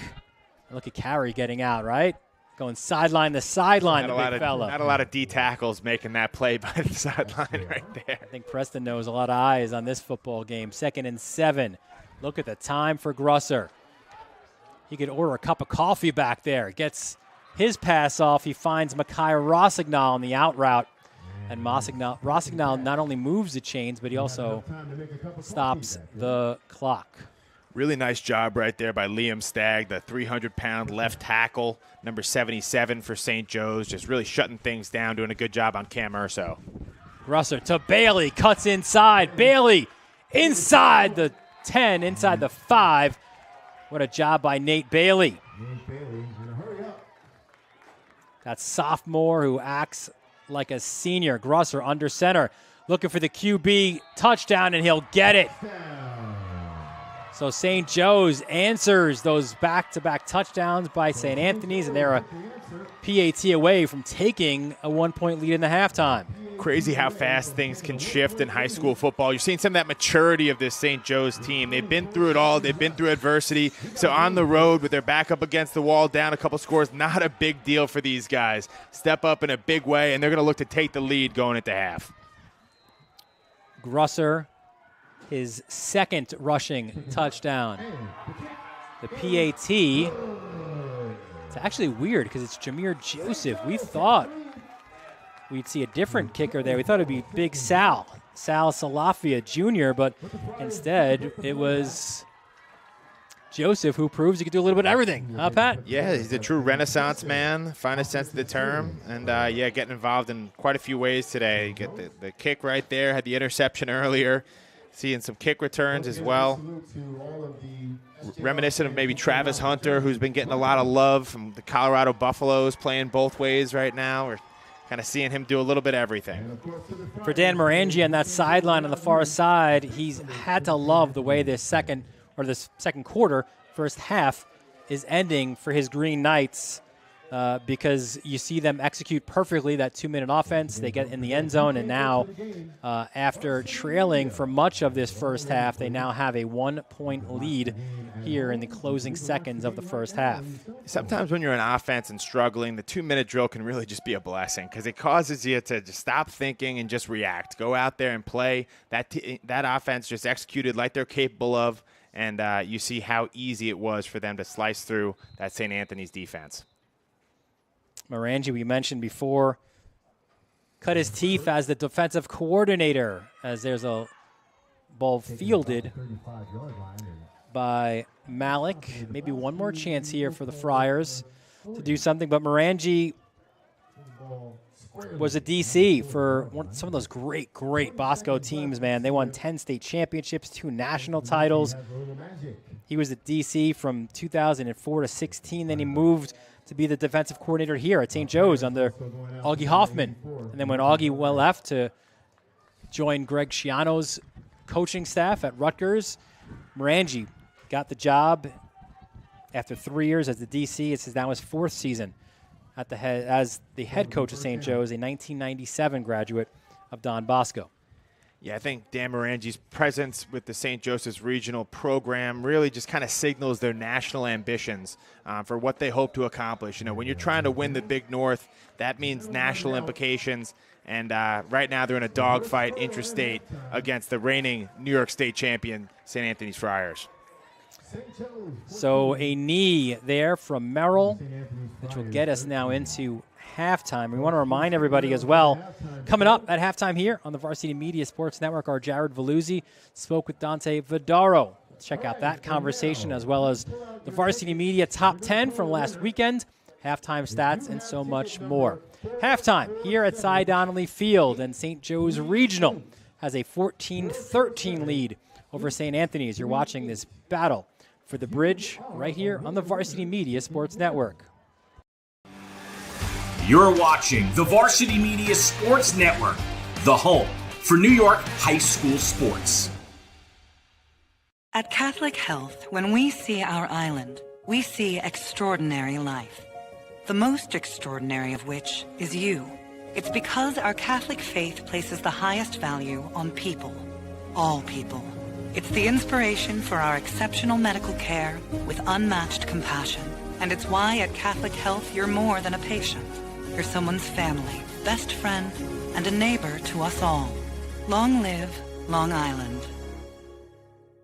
Hello, everybody. I'm Jared Veluzzi, and joined alongside me, Dante Verdaro, linebacker out of St. Anthony's. And Dante, you were on varsity last year, but you had a season-ending knee injury. What was the recovery process like? Because you're back on the field better than ever. Yeah, so that night I found out I tore my ACL after I got an MRI. I was pretty gut-wrenching, especially after the season we were having. But I got surgery about a month after and started going back to PT. I couldn't walk for a couple of weeks. I was on crutches for another month, and then slowly started running again after a couple of months. And it was a long process, drawn out and tedious, but Schwartz Institute over in Massapequa helped me along my journey a lot. They did great, and over time I just built back and built my mental and physical strength back, and now I'm here playing again. You're on the field making plays, and what's cool about this season, you start off with a bunch of home games. I mean, what is that atmosphere like at St. Anthony's mean to you? Yeah, I mean, I'm a lacrosse guy, but there's nothing like a football game, especially Friday night under the lights, and anyone who's ever been in a football game will tell you that. Running out through the banner, got all your boys around you, that's your teammate, your family, and you look up into the stands, everyone's cheering, and your opponents are across. There's nothing like it, so it definitely fires the team up, fires me up, and it makes me real motivated. This season is going to be extremely fun, and now I got a couple of great rapid-fire questions for you. Before one of those games on Friday night or at home, what's a pregame song you listen to get locked in? I'm going to have to go with Shook Ones by Mobb Deep, a little old school. I love it. And then what's your favorite sports movie of all time? Gotta be Remember the Titans. Yeah, it's a classic. St. Anthony's, you guys win a lot, especially last year. After a huge W, where are you going to eat and why? Any ice cream place. I want a milkshake or a nice bake someday. That's awesome. And, you guys always have a really fun schedule playing against some of the best Catholic schools, whether it's New York or New Jersey. But if you could pick a team that you guys usually don't play against, who are you going to go against and why? I would usually have said Trinity, because that's a team that we usually don't play, but we're actually playing them this year. But because not, I would say Bayport Blue Point. They're a really good, hard-nosed football team, public school, and I got a lot of friends on that team, and they talk a big game of football. So yeah, that'll be a lot of fun. I'm sure you know a lot of football and lacrosse guys. But Dante, thank you so much for your time. I appreciate it. Everybody, I'm Jared Veluzzi. Back over to you guys.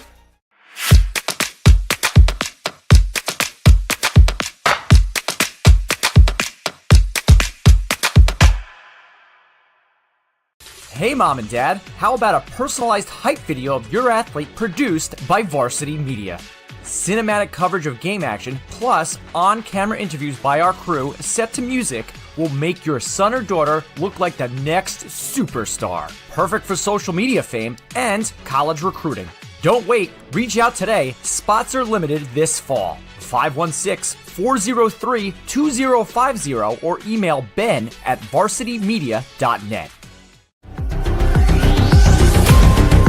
Inside the 10 to the end zone. Oh, he's got a wide open receiver. AJ Duff.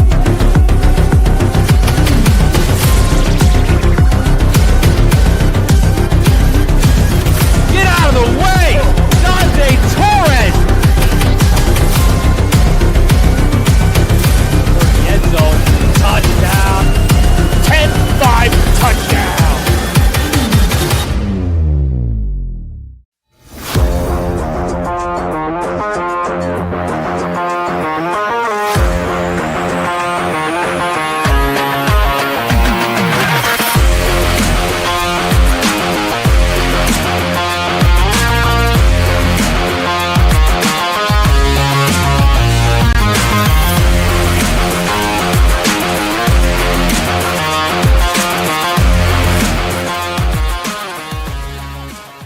Run by Tully up the middle.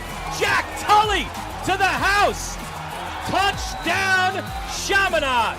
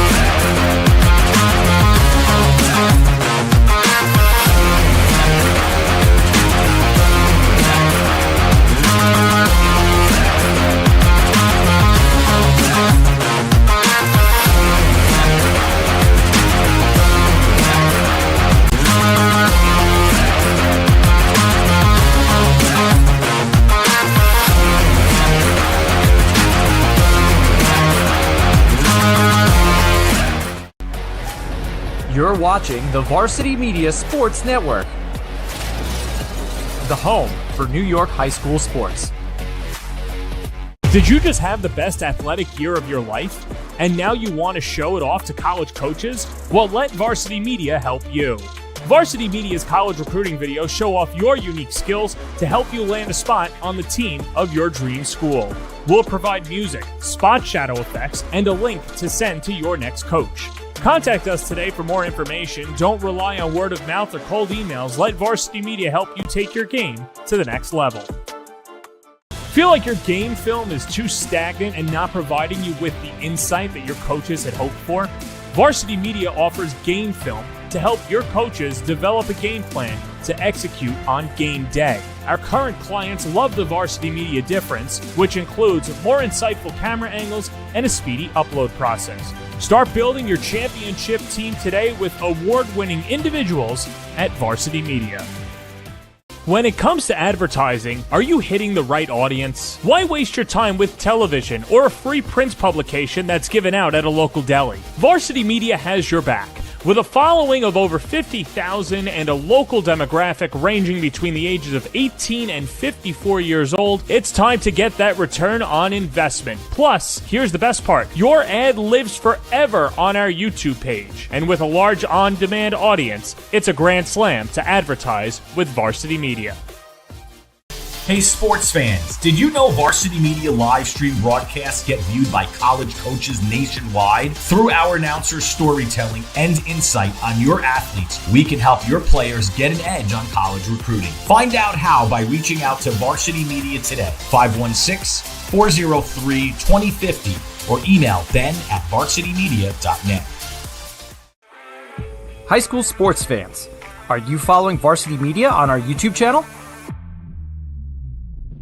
For the best coverage of New York high school sports, make sure you head to youtube.com/varsitymedia. 3 easy steps. First, hit that like button, and then be sure to subscribe. And finally, tap that yellow bell to be notified of all of our upcoming sportscasts. Thank you for following Varsity Media on YouTube. Varsity Media offers live streaming services for any sport. With human beings behind the camera, you can expect the proper coverage angles during each game. We offer customizable options such as live scoreboard, multiple cameras, instant replay, graphics, and even announcers. Find out how you can save $100 off a live stream package with Varsity Media by calling 516-403-2050 or email ben@varsitymedia.net. Varsity Media is the most beloved high school sports network in New York, but don't take it from us. I like how Varsity Media, I'm able to watch the game on YouTube after, and then commentators, all the highlights. It's cool to see myself almost on TV. I like how Varsity Media is so professional. What I love about Varsity Media is hearing Coach Hungerford announce games. Mr. Rooney's my favorite. I like the food reviews. I love how my relatives from out of state can also watch the games. Varsity Media, New York's high school sports network. Did you know Varsity Media now offers action photography for all sporting events? Available for individuals or teams, we'll send dedicated photographers down to field level to capture your best moments. Our rates are affordable and our photos will leave you with lasting memories for a lifetime. Contact us today, mention this ad, and get $25 off your first order. Email ben@varsitymedia.net or call 516-403-2050. Looking to grow your business on social media? Let Varsity Media help you. With over 50,000 followers across our platform, sponsor a segment during the broadcast and share it on social media the next day.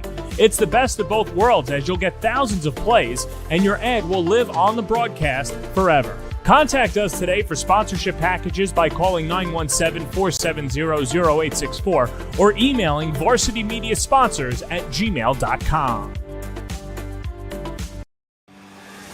You're watching the Varsity Media Sports Network, the home for New York high school sports.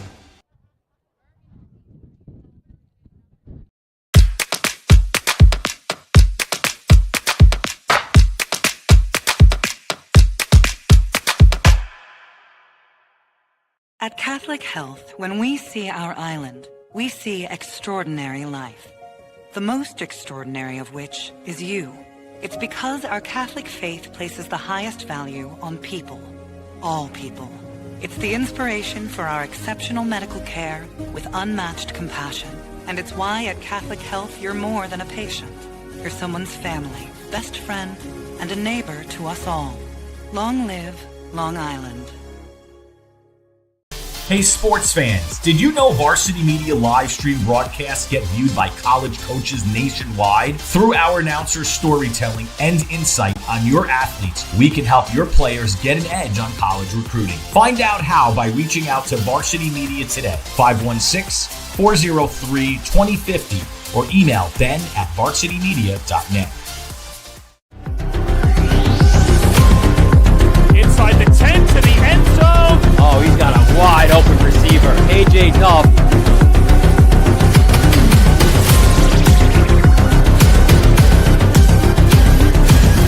Get out of the way! Dante Torres! End zone.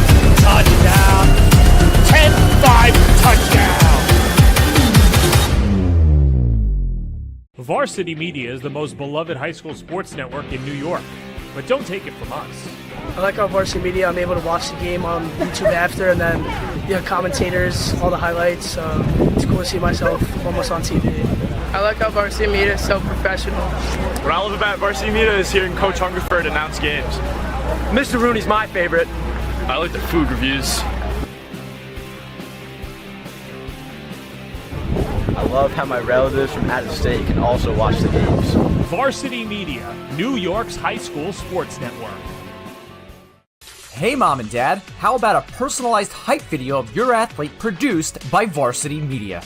Cinematic coverage of game action, plus on-camera interviews by our crew set to music will make your son or daughter look like the next superstar. Perfect for social media fame and college recruiting.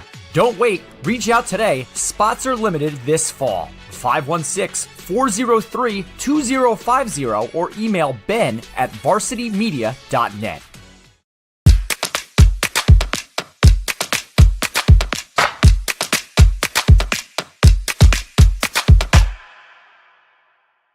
At Catholic Health, when we see our island, we see extraordinary life. The most extraordinary of which is you. It's because our Catholic faith places the highest value on people. All people. It's the inspiration for our exceptional medical care with unmatched compassion. And it's why at Catholic Health you're more than a patient. You're someone's family, best friend, and a neighbor to us all. Long live Long Island. Hey sports fans, did you know Varsity Media live stream broadcasts get viewed by college coaches nationwide? Through our announcers' storytelling and insight on your athletes, we can help your players get an edge on college recruiting. Find out how by reaching out to Varsity Media today, 516-403-2050, or email ben@varsitymedia.net. Inside the 10 to the end zone. Oh, he's got a wide open receiver. AJ Duff.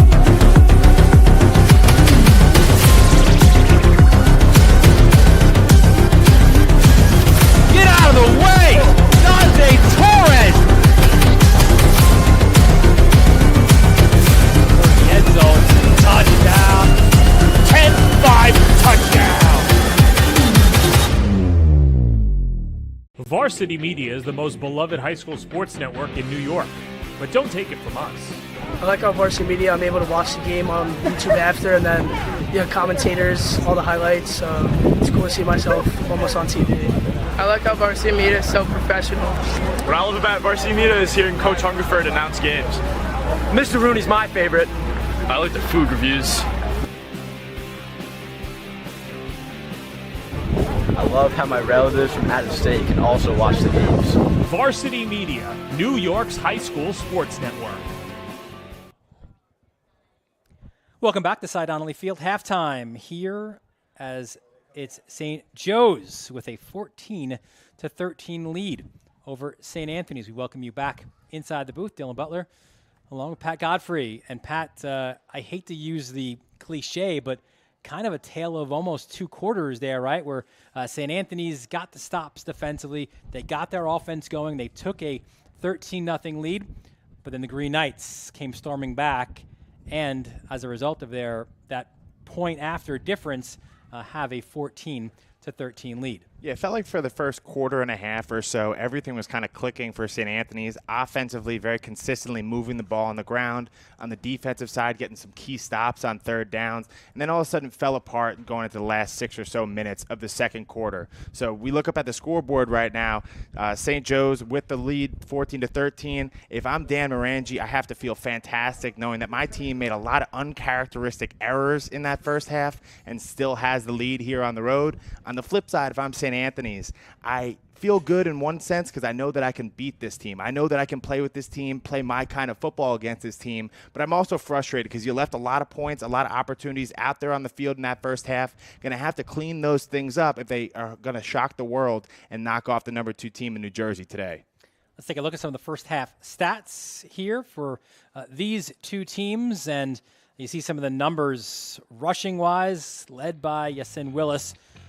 The edge for St. Joe's. Passing the other way as Gary Merrill got it down. First downs, close there as well. Both teams turning it over once each. Sacks each as well. Third down convert. We don't have as one of our stats. Third down conversion was in St. Anthony's favor early, and St. Joe's came back in the second half and started really moving the football like they hadn't earlier in the game. Yeah, the double-edged sword of St. Joe's style of football is they like to play with a lot of pace, you know? So when things weren't clicking early on, it seemed like St. Anthony's was dominating the time of possession. Fast forward to the last few minutes of that second half, all of a sudden things start clicking and they start wearing out that St. Anthony's defense. So kind of seeing both sides of that pace and that tempo for St. Joe's, and they're going to look to continue that kind of momentum that they gained going into this second half. See the Friars making their way back to the field along Rich Reichert Way. And let's look at some of the individual stats from that first half. Gary Merrill passing the football. That's efficiency, right? 9 for 11, 110 yards, and that touchdown pass as well to Alex Mengi that started the scoring for the Friars, that 7-yard touchdown reception in the first quarter. Yeah, Gary Merrill's playing some of the best football he's ever played. The one small issue in that first half is he did have that interception of Jameer Joseph staring down KJ Duff. Going to have to clean up those things in the second half, but boy, this guy is rolling, using his legs, using his arm, and poised for a big second half against the Green Knights. His opposing quarterback, Patrick Grusser from St. Joe's, as the Green Knights now follow along Reichert Way, and similar, right? The yards aren't there, and that's again a credit to the St. Anthony's defense, who really pressured Grusser, and also a lot of those future D1 receivers that St. Joe's has. They were held in check as he's 7 of 9, but just for 57 yards. He had that 1-yard rushing touchdown as well late in the second quarter. Yeah, you could tell Grusser couldn't get comfortable early on in this game. A few mistakes that you usually don't see him making, but like the rest of his team, kind of settled in as we got into those waning moments of the first half. Grusser distributing the ball out, was able to hit his tight end, Jimmy Montesano, for a key connection on that final drive there of the quarter. But Grusser just going to kind of continue to look to spread the ball out, get some of those guys involved who are stars out on the edge for St. Joe's. We mentioned this is one of a few New York, New Jersey, non-public Catholic battles in this Battle of the Bridge. Let's take a look at the Battle of the Bridge scoreboard. We start last night out at Columbia. Man, what a win for Cardinal Hayes. They had it locked up. Pope John scores 14 points. And C.J. O'Neal's like, no big deal. We got Richie Beelan. And Beelan finds Eli Garcia in the end zone as time expired. A huge win for Cardinal Hayes after a tough loss here a week ago. Some of the other halftime scores. Stepanak out early on DePaul Catholic, 21-7. St. Peter's a 28-0 lead over Morris Catholic. Immaculata with an 18-0 lead. A lot of nothings on the scoreboard here on both sides. And then on the bottom left, a game that we have for you on the Varsity Media Sports Network as well. It is the Paladins of Paramus Catholic with a 26-0 win over Chaminade. But going back to that Cardinal Hayes game, man, I know you love Richie Beelan. What an effort, man. If you look on social media, that final play was special. It's just, again, him getting into space, making plays.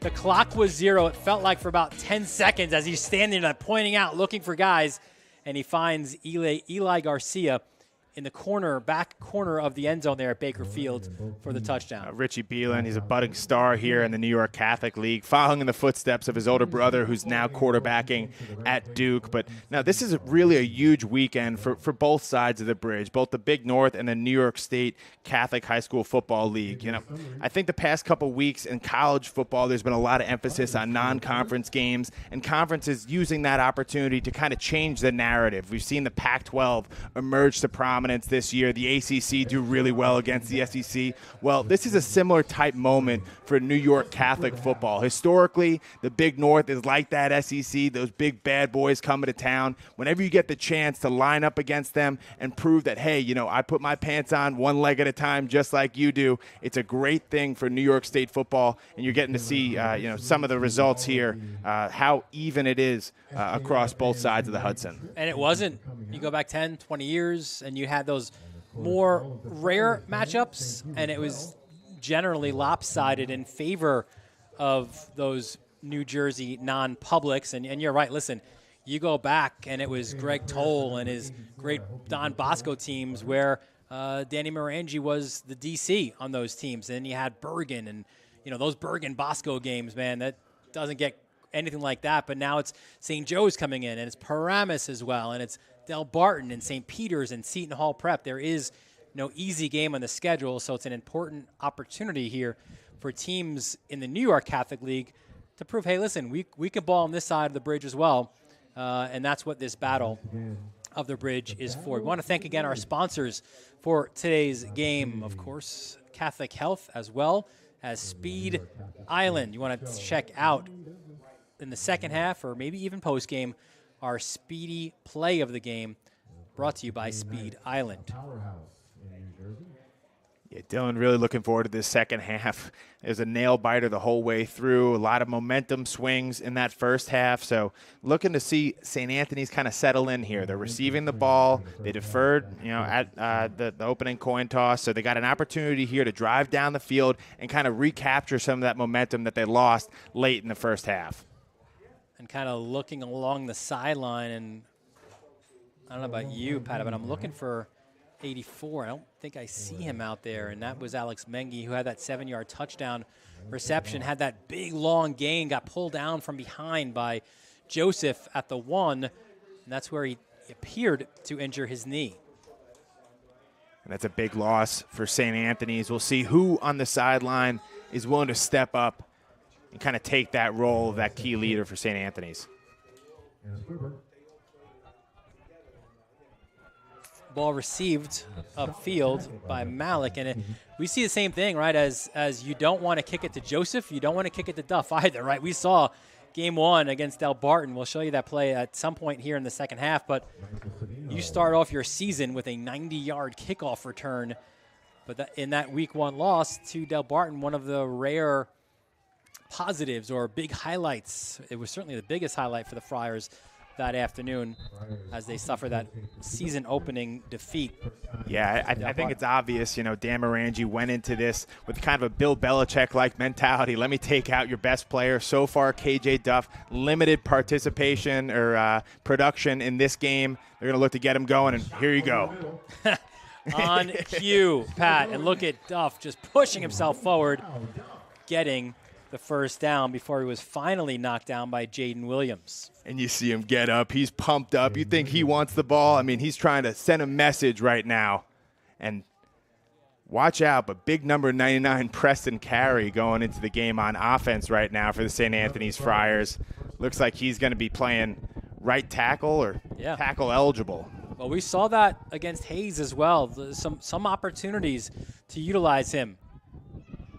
And there you see him open up a huge hole for Merrill. Davila was the first in to get contact as Merrill's pulled down on the other side of the 50. Yeah, it looks like big number 91, Vin Ferrara, was also in there, the 6'2", 255-pound junior. who's super productive for that Green Knights defense. We mentioned Cary, LSU, Michigan, Ohio State, Texas, Oklahoma, Tennessee, Georgia, all offers for the sophomore. Not a bad list. Some of those were before he even entered high school. Merrill under pressure, and he's pulled down. Looked like Ramin Farzai was in on the sack, 97. I think Big Vin Ferrara as well is co-defensive tackle in there as well. Yeah, Coach Morangi is raving about Ramin, talking about how this guy has no off switch. His motor just keeps going, and right there pays off, able to get home. Now, for flip side for St. Anthony's, not the kind of opening behind the stick scenario you wanted to be in. It's a 3rd and 13. Good time, though, from Merrill. Flushed out, chased down by Ferrara. Breaks the first tackle, breaks the second, and he's pulled down. That'll be shy, though, of the first down marker. But again, that's that athleticism from Merrill in the open field that makes him so dangerous. Yeah, and another big 4th down situation. This one coming early in this second half. And you'll see a ton of time. Great job right there. Number 62, C.J. Novelli, giving a ton of time for his quarterback. And Merrill makes the most of it, using his legs. Now 4th and 2. And they will go. Merrill calls his own number, pushes forward, and he will get the first down. One of the best signs all day long for the St. Anthony's offense has been their ability to gain short yardage at will. They haven't faced a ton of resistance from what was supposed to be a vaunted defensive line from St. Joe's, and just another great job right there by Merrill, finding the little crease coming out of that shotgun formation. Chris Dingle on the tackle. Fresh set of downs. There goes Alfaro to the outside. The helicopter is taken down. So St. Anthony so far in this drive, nothing too flashy, but kind of doing what they did well all first half, moving the ball in little bunches. Just got to avoid those mistakes that put you behind the chains. Second down now for St. Anthony. Alfaro checks out, and coming in for him is Orajema. He'll get this handoff. Goes right side. Nice low tackle. And once again, and a little celebrating as well by Jameer Joseph. Jameer Joseph. Yeah, one little key so far with this St. Anthony's offense is when big number 99 is in from kind of a tight end type spot off the end of the line of scrimmage, typically you can expect the ball to be going in that direction. That paid true once again right there. And he is still there as well as that kind of right tackle, and the Friar is looking for another 3rd down conversion. This is a 3rd and 8. They're coming. They're bringing the house, St. Joe's. Merrill goes over the middle. He's got a man downfield. Touchdown, St. Anthony's!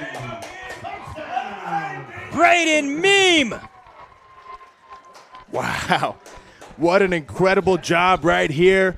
This is all going to start off with your offensive line. Gives Gary Merrill all day. He's going to sit back with tons of blitzers coming up in his face. Plenty of time, able to get here, gather himself, step into the throw, and you'll see Merrill with a nice loft under the pass, just puts it right in the breadbasket for Braden Meme. Fantastic execution by the senior, number 13.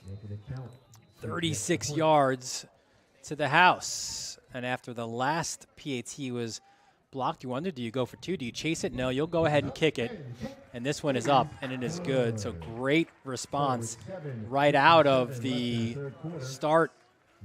And it's Braden Meme with the 36-yard touchdown reception. And, in fact, it was Meme who we spoke to as our get-to-know. So let's get to know, right, Braden, a little bit. What do you think? Absolutely. His favorite thing about St. Anthony's is the family atmosphere, the friends. Listen, the cafeteria food is really impressive here. It's Keith Weiserick, the lacrosse coach, right? It's his cafeteria. It's the chicken Caesar wrap. The Weiserick wrap. That's the go-to for Meme. And Aruba, nice spot, right? You went to Italy. He goes to Aruba. His favorite movie quote makes it simple. I'll be back.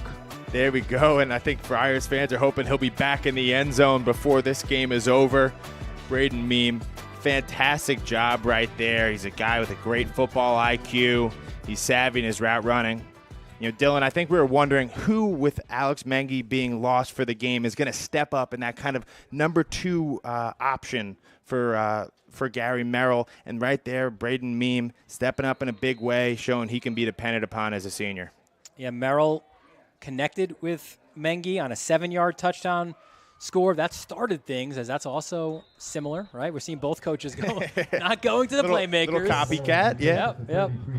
And that was fielded, you saw there, by Michael Savino. So it's now St. Joe's on offense. First look at Grusser and the gang here looking to respond off of that opening touchdown by St. Anthony's. You know, I think late in that first half, we saw some great traction from Yasin Willis, really getting going behind his pads. So look for them to continue to feed number 6 up the middle and eat away some yards. First and 10 from the 33-yard line. And Willis does get the ball, runs right. Stiff arm at midfield, finally pulled down from behind by Kevin Moore. That's a really nice lead block by Jimmy Montesano, kind of coming from that H-back spot, leading out in front of him, kicking open a hole, and Willis doesn't need too much daylight to make some things happen. Grusser fakes it to Willis, slings it over the middle, finds JoJo Williams, and they move the chains again. And now this offense, man, they had that 2-minute drill, a really efficient, effective one, and they are moving the football better than they have all game. Another first down now for the Green Knights. Another quick out.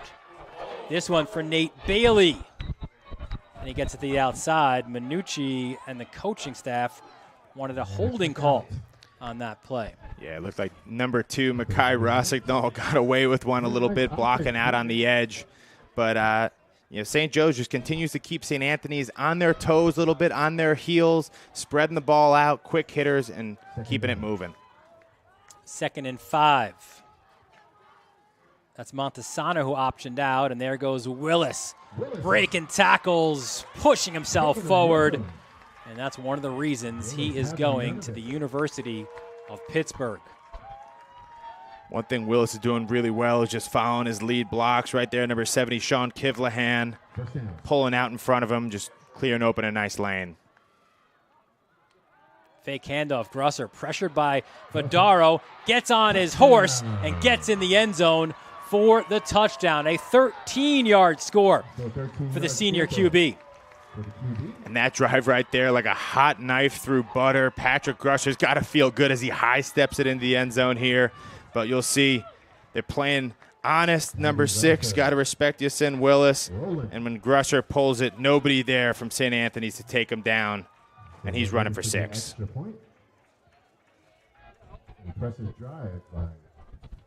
Big extra point here as St. Joe's looks to take the lead. And Joseph to do so. Oh, and some movement up front. Looks like it was carry. So do you go for 2 now if you're St. Joe's? They look like they will not. I've got to take the lead at this point.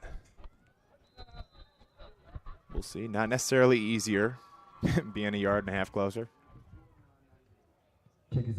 Joseph's PAT is up and good. So, yes, St. Joe's has answered that opening touchdown as Grusser, the 13-yard TD, Joseph, the PAT, and the Green Knights have taken a 21-20 lead.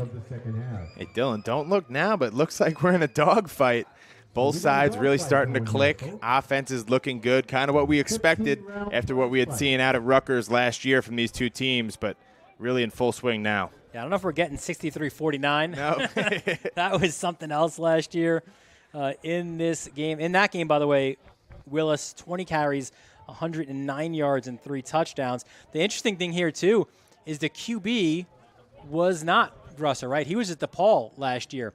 It was Joey Gaston, who now transferred to Iona Prep. So it opened up an opportunity here for Grusser. And Gaston played pretty well a year ago as well, and it helped. Again, he was 10 for 15, 128 yards and a TD, but again, it helped when you had 524 yards and 8 touchdowns on the ground. Yeah, typically 8 rushing touchdowns, the quarterback's best friend. Even I look good with that, Dylan. Forster had 10 carries, 136 yards, and 3 scores. We mentioned Luke Tucci, 21 for 210 and 2. But it was also a big day for Ian Strong. This was with Greg Schiano right there on the sideline, right? Ian Strong currently now on the banks of the Raritan as another short kick. This one is fielded, though, by KJ at the 14. KJ tries to get it to the outside, but good gang tackling there by St. Joe's as Nate Bailey, it looked like, got a piece. So KJ was unable to do what he did here. Let's go back to week 0 against Del Barton. This, Pat, is how the Friars season kicked off. A 90-yard kickoff return by KJ Duff. And that highlight is why nobody is kicking it to number 1 right now. Well, I think KJ Duff kind of established a reputation for himself. 6'5" as a bit more of a possession, jump ball type receiver. And I think that put a little chip on his shoulder. So he spent a lot of time out at Speed Island this offseason trying to make sure that he could be as explosive as possible. And it's certainly shown. Look at Gary Merrill go to the secondary. He breaks a tackle, and he's finally, not finally, he fumbles the football. It pushes forward. It will remain St. Anthony's ball, but what a huge gain. He started at his own 17, and Merrill is now, it looks like, at the 17 of the Green Knights. Well, and that play was a roller coaster of emotion for both fan bases as Merrill breaks free. Really nice stiff arm there to keep going, and then eventually number 27 for St. Joe's able to grab him. Yeah, Isa Abdus Salam got on for the ride. He jumped the back. Now Merrill looks for towards the end zone. Oh, look out. The official took a shot from Joseph. That's an incomplete pass. Good to see the officials okay as Joseph came flying in. Meme was the intended target. Just going back to that last play from Gary Merrill, just really showing what he does to open up this offense on the ground. We think of him as a guy who's great in between the tackles, but you give him some daylight and he can have, a 60-some-odd yard run. So really impressive. Fortunate to jump back on the fumble, but. So he did, in fact, go from 17 to 17. Yeah. So it's now 2nd and 10 from the 17 for the Friars. Merrill rolls right, has time. Looks for the end zone. Oh, what a hit. Joseph, and that'll be a flag as well. Tremendous catch by Russo. But Joseph, this will be one of those targeting, and another one as well. Yeah, I don't know if Jameer Joseph's going to stay in this game after a hit like that. At least he wouldn't be if this was college football. And I know that he's a tremendous player, and it's tempting, as a football player, any chance you get to hit a defensive receiver is going to look fun, but boys, that an ugly look right there for number 3. That was a heck of a job by Johnny Russo to just even hold on to that football. And a bit of a pickle for the refs. You want to assess a big penalty here with the nature of the foul. It's on the 1-yard line, so it's really a 1.5-foot penalty the way that they would have to assess it. I think they're trying to figure out how do we properly apply this. So it's offsetting against the teams. Watch it again as Merrill rolls right. You got offsetting personal fouls. This, that's not good. And you could see there Joe Minucci, too, making that signal like he should be out of here to Joseph. He's not. Joseph's still in this game. Dylan, to my knowledge, a personal foul doesn't offset with a holding penalty. Well, no, there was a personal foul on St. Anthony's as well. I think there was some chatter after it in Joseph's direction as things got a little bit heated. You can kind of hear a pin drop within this stadium right now. Both fan bases on the edge of their seats.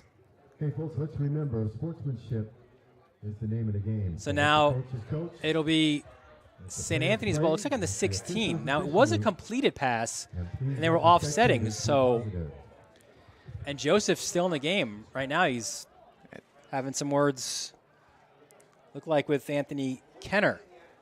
Joe Minucci is absolutely livid right now out on the field. If it's offsetting, shouldn't the ball be where Russo made the catch? Absolutely. It's a dead ball foul. After the pass has been caught, that should be at the 1 yard line right now. I don't see the refs as having this correct. Another thing I'm just going to assert is if this is college football right now, number 3 is out of the game. So, you know, I understand different set of rules. Got to live within the rule book, but you hate to see that kind of malicious violence out here. Joe Minucci getting the explanation from the officials. Didn't like what he heard. Coach Minucci walks back to the sideline. So after all of that, it'll be St. Anthony's ball. A first down at the 16, it looks like. Merrill, back to pass, chased down by Farzai, and Farzai catches him from behind, as does Will Barbieri, number 9. Barbieri's been flying around the field today, getting active. And I think a lot of emotion right now for both sides. St. Anthony's really wants to punch this in. Second down. 2nd and 6 from the 12-yard line.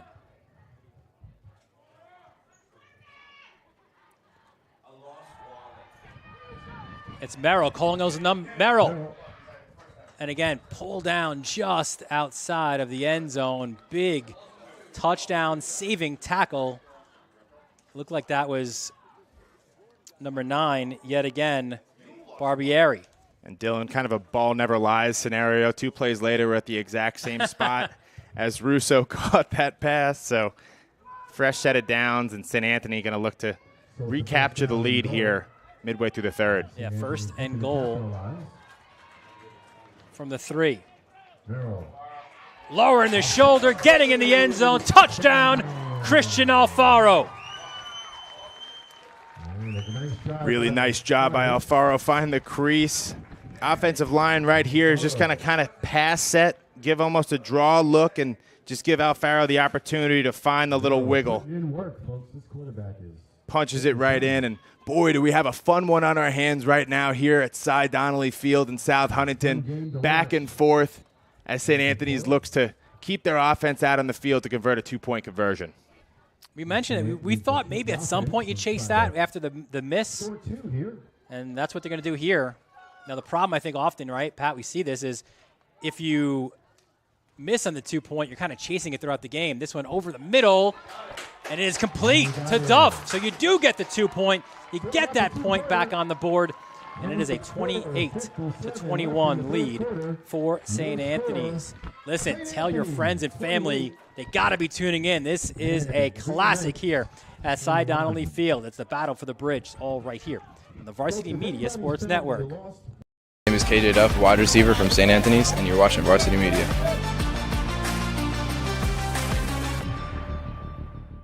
At Catholic Health, when we see our island, we see extraordinary life. The most extraordinary of which is you. It's because our Catholic faith places the highest value on people, all people. It's the inspiration for our exceptional medical care with unmatched compassion. And it's why at Catholic Health you're more than a patient. You're someone's family, best friend, and a neighbor to us all. Long live Long Island. So both these teams bang, bang. Welcome back to Cy Donnelly Field.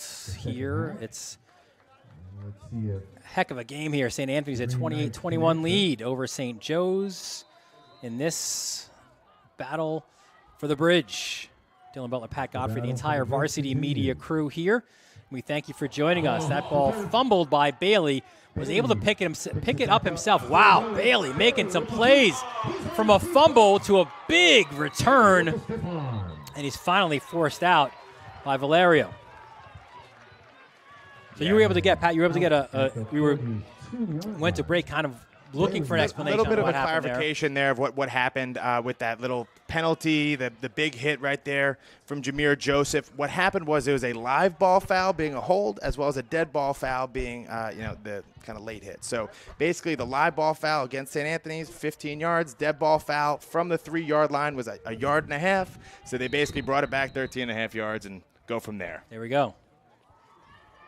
We didn't even need a rules analyst here on the job here. Yeah, no Mike Pereira working with Varsity Media yet. Just Dylan and Pat.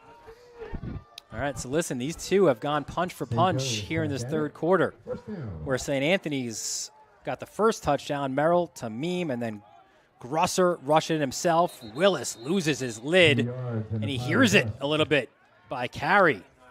It is warm out there, man. The temperature is rising. Yeah, you could really feel the emotion both down on the field and up here in the stands, kind of rising to a fever pitch. Big number 99 making his voice heard and saying, hey, you might be headed to the ACC, but I'm going SEC, Big Ten, wherever I want.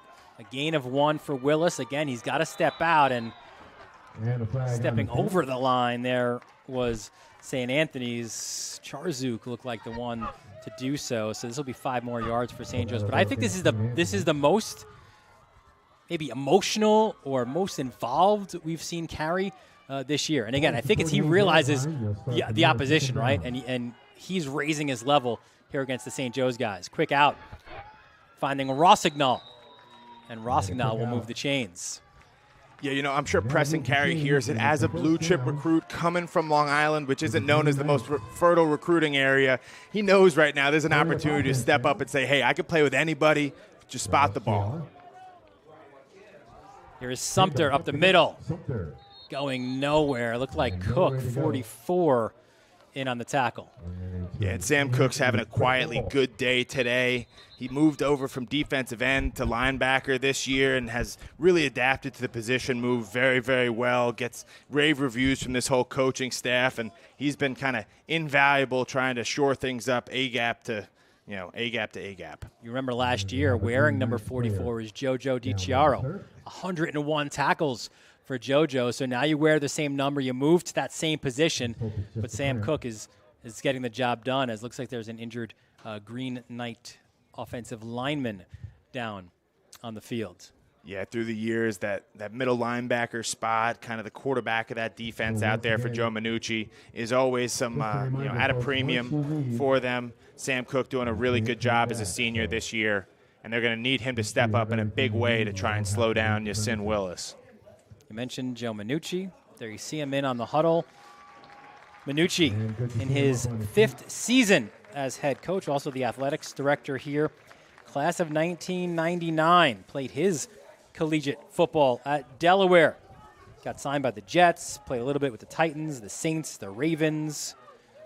As a player, he lost to Mount St. Michael in the championship, and then his senior year, lost to Farrell in the semifinals. So tough memories there of the biggest games in the Catholic high school football season. But isn't it funny how that works? You make the NFL, but you forget the loss, or you always remember the loss in high school.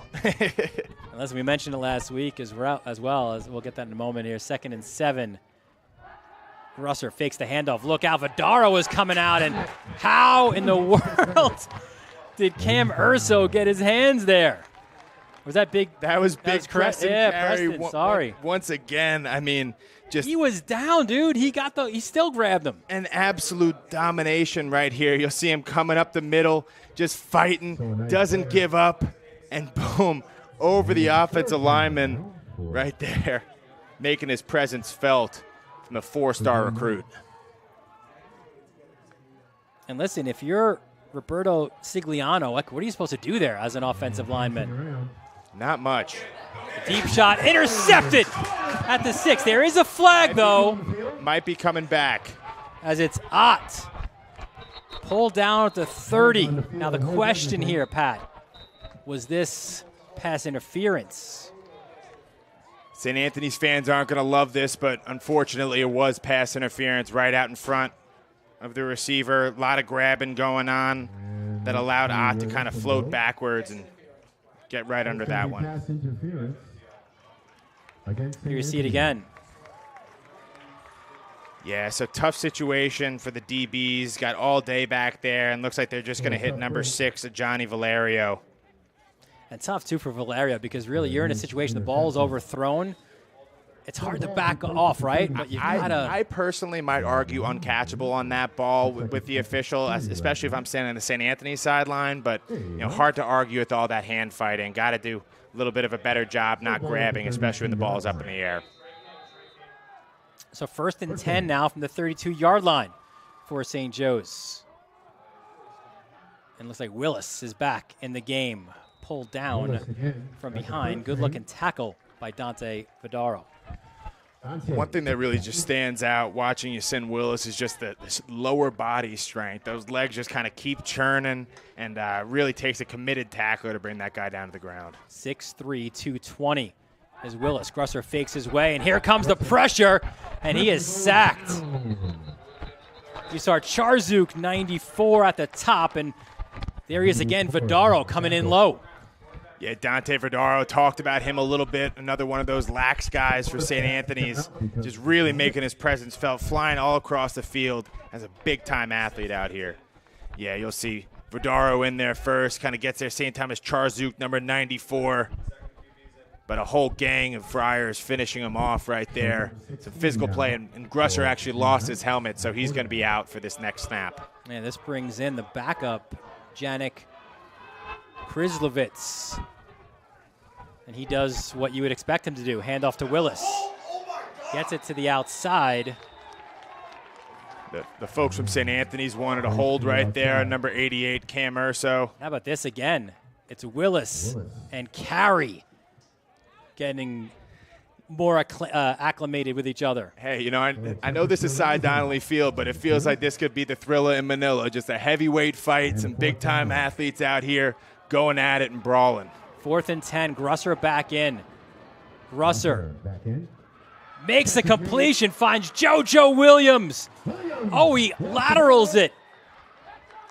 I'm not sure. Now, did Williams, it looked like he had the first down, and then he lateraled it to Nate Bailey. Regardless, they moved the chains, but a wild play there for the Green Knights. Yeah, this is a tough one to tell whether or not it was an attempted lateral or maybe just a fumble. First down. But, yeah, that's a fumble right there. Great job by Sam Cook forcing it, but goes back to the Green Knights. There's Willis getting to the 15, and it was Cook who forced it. But you're right, Bailey making sure he's that second option, right, if you need him. And there he was to make sure that first down didn't turn into a turnover. 5 yards on first down, 2nd and 5. Willis again pushing forward. And he will move the chains. Sets up a 1st and goal now for St. Joe's Regional.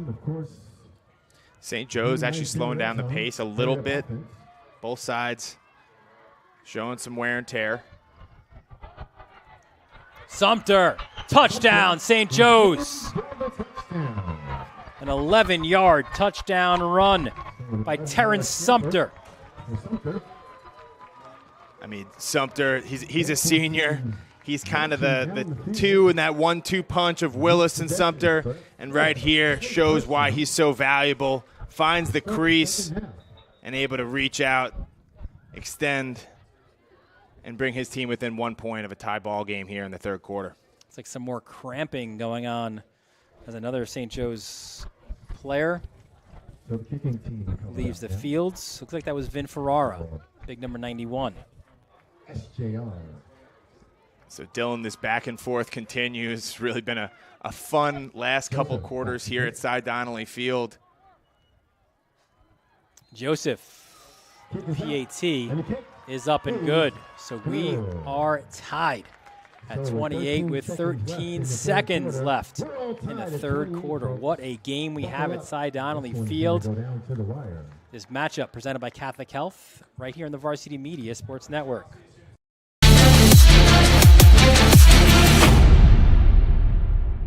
Feel like your game film is too stagnant and not providing you with the insight that your coaches had hoped for? Varsity Media offers game film to help your coaches develop a game plan to execute on game day. Our current clients love the Varsity Media difference, which includes more insightful camera angles and a speedy upload process. Start building your championship team today with award-winning individuals at Varsity Media. Did you just have the best athletic year of your life, and now you want to show it off to college coaches? Well, let Varsity Media help you. Varsity Media's college recruiting videos show off your unique skills to help you land a spot on the team of your dream school. We'll provide music, spot shadow effects, and a link to send to your next coach. Contact us today for more information. Don't rely on word of mouth or cold emails. Let Varsity Media help you take your game to the next level.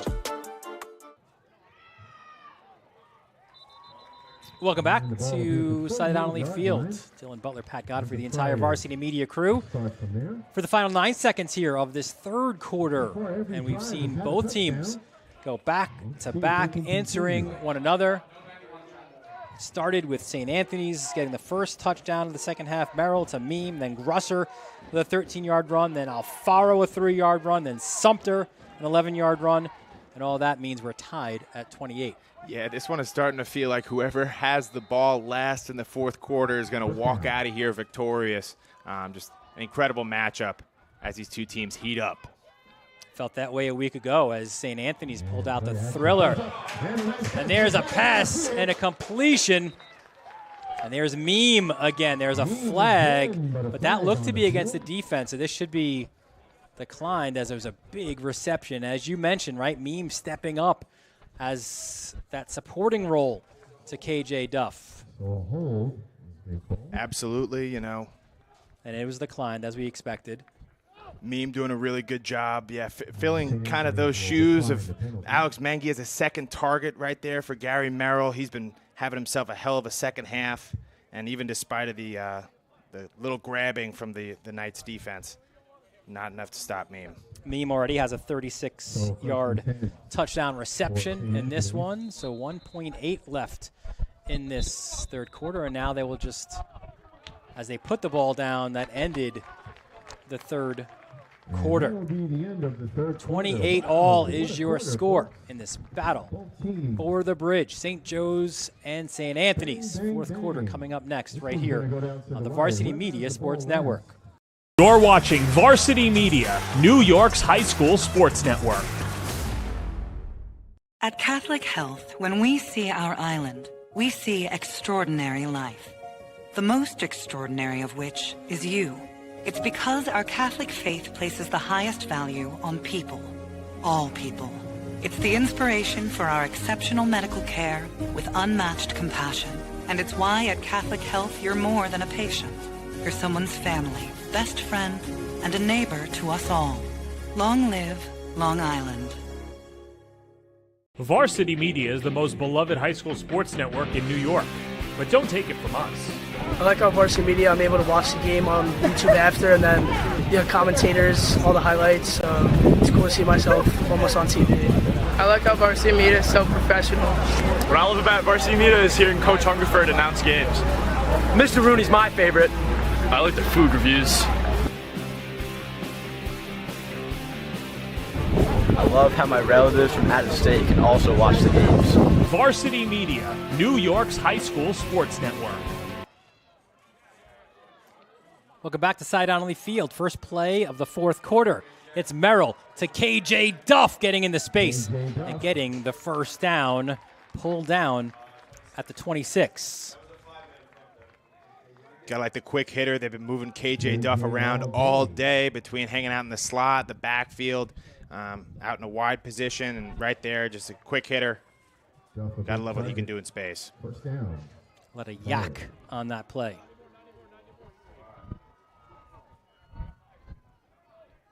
So 5 hats down for St. Joe's. Here's Orajema cutting it inside. Pulled down. Got a couple on that first down run.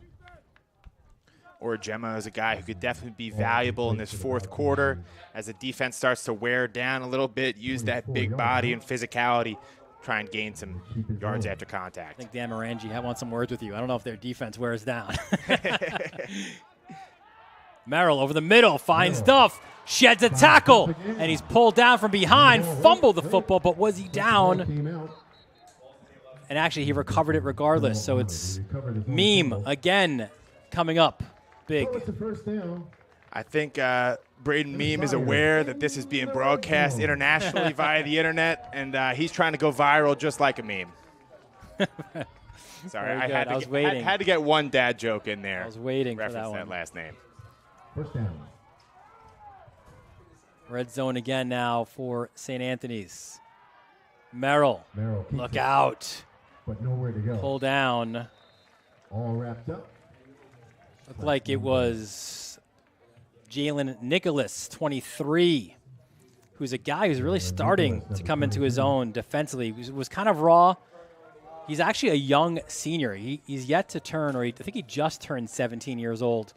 In this day and age of guys reclassifying and everything, Nicholas is a little bit old school in that way. 6'4", 220, so a great frame for the young athlete. 2nd and 10. Oh, this play's broken up here. Merrill looks for options. There's a good one! Meme! Touchdown! That was almost Johnny Manziel-esque from Gary Merrill. He's sitting back there, appears to be kind of a broken play, just continues to buy time. And then who else but Braden Meme, who stepped up in such a big way this second half. As you'll see, kind of an awkward play, buys time, runs into his running back, never looked back to the quarterback, guys. And there we go. Meme finds the opening, the soft spot in the defense. One concern for St. Anthony's fans is looks like Gary Merrill might have been a little shaken up on that play, so let's hope he's all right. But fantastic effort from the Friar O. And that's got to be, for younger receivers out there, Pat, as a receiver, when the play breaks down like that, right, you just keep going, keep running. That's your opportunity. That's when it really turns into backyard football out there. It's so hard for a defensive back, even if you are the best in the country, a guy like Jameer Joseph, to stay with you for 7, 8, 9 seconds. So if you just keep working, a lot of times on a busted play, those kind of opportunities can sprout open.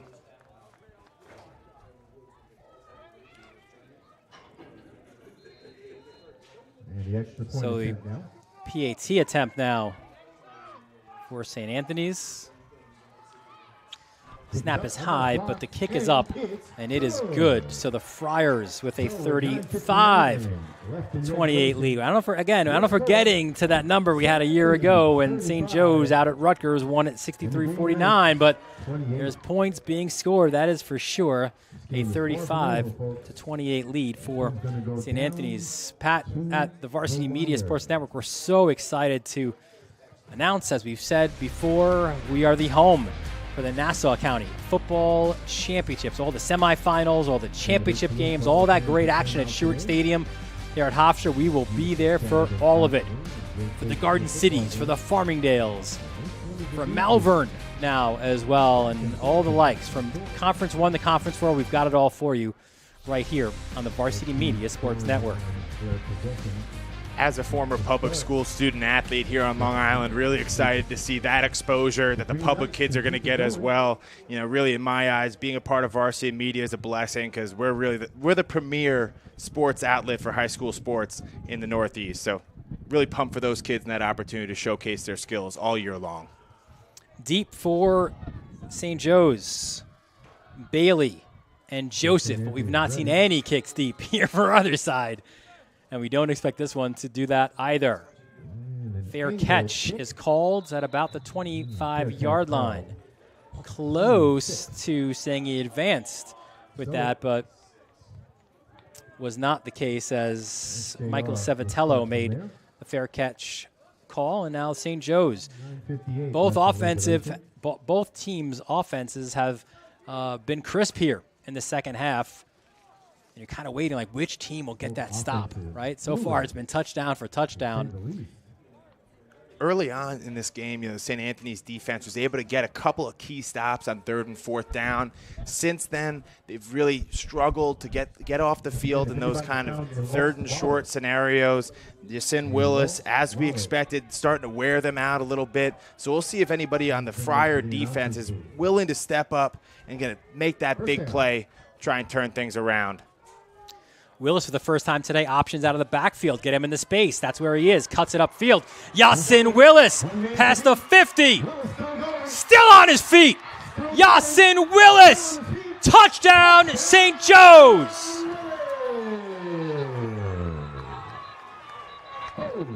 And I just called it out. The big fella has a way of wearing down his opponents.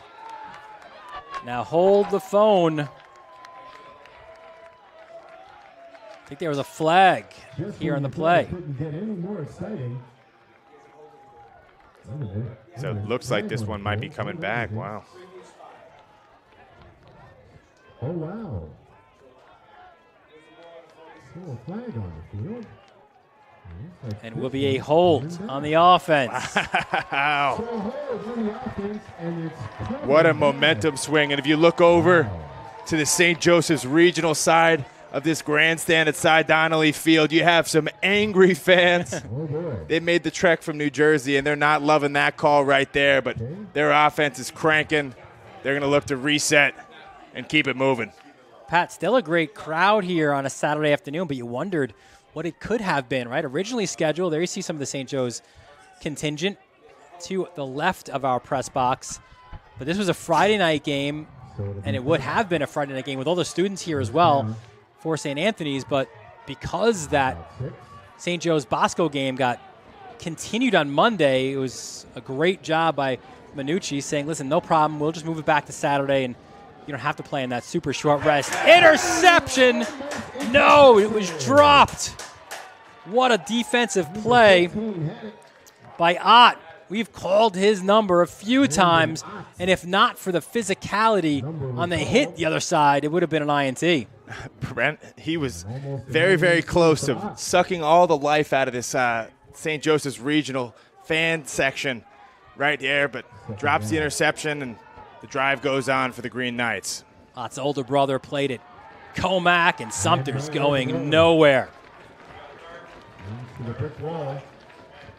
So now a big third down scenario as you see Yasin Willis come back into the game. He just got a quick breather there, but I'd expect the Green Knights to go back in number 6's direction for 3 key yards here in their own territory. Grusser hands off. Willis bounces it out to the left into open space. Willis again cuts it left. The stiff arm, and he is forced out at about the 47. So he does move the chains, does Yasin Willis. That's a great job right there, too. This play is designed to go A-gap on the right-hand side. Willis sees nothing working, completely bounces it around the edge, and able to move the chains in a big moment right there. 1st and 10 from the 45-yard line. Willis again follows his blocker to the left, and doing the blocking was big 56, Marcus Hiller, a 2-year starter at right guard. Yep, we called his name all day long, but number 99, Preston Carey, broke through there, able to bring down Yasin Willis. He's one of the few guys on the field who looks like a grown man standing next to number 6. And Hiller, 6'2", 280, 2-year starter, squats over 500, benches over 350, probably on this team of some big boys, the strongest of them all. 2-yard gain, 2nd and 8. Grusser looks for options, tucks it under. Little hesitation there by Grusser, and it was Vidaro down low and Ott up high to make the tackle. Really nice job there by Christian Alvarez, the right tackle for St. Joe's, blocking down and just opening up that lane off the edge for Grusser to follow through. Another tackle for Ott, really coming into his own here this afternoon. 3rd and 3. Grusser over the middle, has a man! It's complete! And a huge tackle from behind as JoJo Williams thought he had 6. And it looked like it was more. No, excuse me, Kyle Bolello, 25, to make the tackle. Yeah, just a little insight right there to why schools such as Minnesota, Pitt, Virginia Tech are hot after JoJo Williams. He's explosive when he gets the ball. Unfortunate that that wasn't 6. If Sumter, you're a Friar fan. Cuts it to the outside, breaks a tackle, spins in the end zone. Touchdown, St. Joe's Regional. Sumter, a 12-yard score. And the theme of missed tackles in the second half just kind of continues for St. Anthony's. If you'll see number 0 right here, not as big of a guy, Terrence Sumter, but he's still physical enough nice low center of gravity, kind of like Maurice Jones-Drew at 5'5", and he's able to just maintain his balance there as he prances into the end zone, looking to tie this one up. And every PAT, right? Pat, critical. This is blocked. It was a low one by Joseph. And that was number 1, KJ Duff, coming off the edge. We know this guy's a star with the ball in his hands, but one thing that really impresses me is what he does when the ball is not in his hands. He's a great blocker right there. He comes off the edge to get in front, and that one might have been doomed from the start, but number 1 flying in your face certainly doesn't help if you're Jameer Joseph looking to get a kickoff. So it's 35-34 now with 7:04 left here in the fourth quarter. We mentioned it a few times. He told you in the open, but it's worth revisiting. How about a look back last year out at Rutgers? And it starts with Dante Torres finding a wide open Ian Strong for the touchdown. St. Anthony's had the lead early, but then John Forster helped bring it back for St. Joe's Regional with his 57-yard touchdown run. Yasen Willis, he will bulldoze his way into the end zone for a 10-yard score. And it was a lot of running by 34 by Luke Tucci to lead the way for St. Joe's Regional in that 63-49 win on the banks of the Raritan. Another pooch. This one looks like it will go out of bounds. So St. Anthony's will take that one. And in our conversation with Dan Morangi, said of Ian Strong, he was outside of like good counsel, which are just like all dudes, but in this like tri-state area, said Strong was the best football player that they played against all of last year. And we could see it now already, right? Making contributions as a true freshman at Rutgers. Absolutely. You saw Ian Strong week 1 versus Northwestern have a beautiful toe tap touchdown in the back of the end zone for the Scarlet Knights. But yeah, Coach Morangi and chatting with us couldn't have been more complimentary about the kind of talent this St. Anthony's program produces. He mentioned Dante Torres and how he thought Dante Torres was a Power 5 caliber quarterback. Ian Strong couldn't rave more about. And I think his beliefs are kind of being affirmed out here today. There's some great competition to be had here at Cy Donnelly Field. Could that PAT block be pivotal? Right now it's giving St. Anthony's the 1-point lead with 7:40 left in this fourth quarter. The Friars start off 1st and 10 from their own 40. Merrill fumbles that one, ducks it under, and there's a flag. And now you wonder, might that have been a face mask, as you saw 97 Farzai come in. Let's see what it is. Yeah, let's see what that call was right there. A little bit of a botched play, so it'd be unfortunate if you're a St. Joe's fan to see them kind of give away that opportunity, give St. Anthony's a free pass. That'd be a hold on the offense, which will be declined. Call, but declined. And a second down. So Farzai, that motor guy, right, we mentioned, he does not have an off switch, came in on that busted play, so it's a loss of 8 on first down. We have trips left now on the bottom of your screen. Empty backfield. Merrill, look out. Nicholas coming his way. Tucks out of the pressure, but more hats to the football for St. Joe's. And this is the last situation you want your offense to be in right now. If you're Joe Minucci, you're hoping to kind of continue that positive momentum and give your defense a little bit of insurance. But Jordan Sahudsky is not having it right there, flying in off the edge. We've been calling number 18's number all day. 3rd and 17 now. Friars have to get out to the 50. Little dump under to Duff. He's in space. He lost the football. And St. Joe's, there's still a wrestling match on the field. But they're calling for the football on that far sideline.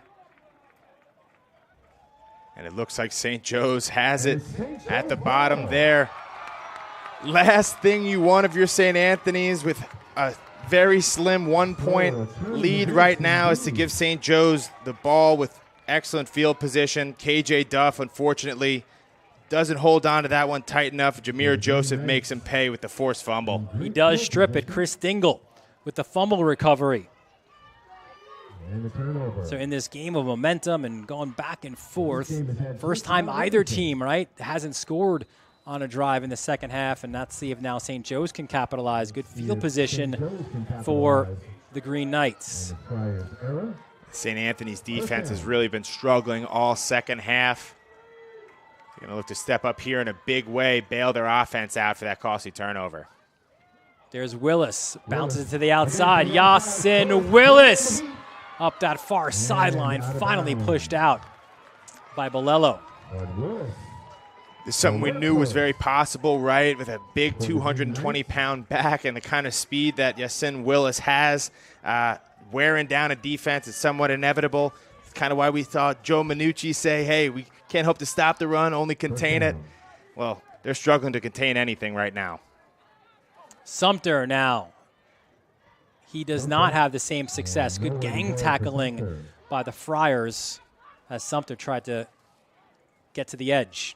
Yeah, nice tackle there by Johnny Valerio. But that's really what it's going to take to get a stop if you're St. Anthony's. You can't hope to arm tackle these guys coming out of the backfield for the Green Knights. It has to be a gang tackle, has to be a team effort every time. Grusser. And he doesn't get far. Good job defensive. Looked like a nice arm tackle. Right? Was that Vidaro again? Like usual suspects, Sam Cook, Dante Verdaro in there.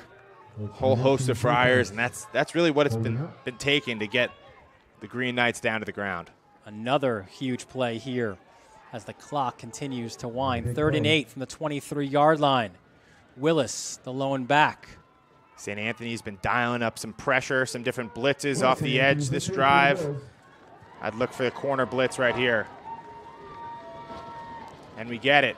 Hand off to Willis, going nowhere. Kevin Moore was one of the first guys in there off the edge, number 24. Charzuk in, and of course Carey as well. Yeah, you'll see right here, nice corner blitz, 24. Charzuk get there at the same time. And that's really what it takes. Multiple bodies on number 6 to get him down to the ground. Big 4th and 10 here. Russell trying to hard count. Friars not biting. 4th and 10 from the 24-yard line. This place is getting loud at Cy Donnelly Field. Willis, the handoff. He is stopped. Who else? Carey. Preston Carey putting on an absolute show today. Putting the country on notice right now up against Malik Willis. Sorry, Yasin Willis. But, yeah, another great play by big number 99. Interesting play call from Dan Morangi, going with the dive up the A-gap to your star on 4th and 10. And that's a huge stop for that St. Anthony's D that desperately needed one. Carey, a dude. And here we go, the other way. It's now St. Anthony's with the lead. So, Pat, you'd like, obviously, right? You want to move the football. You want to move the chains. You want to especially take time off that clock if possible.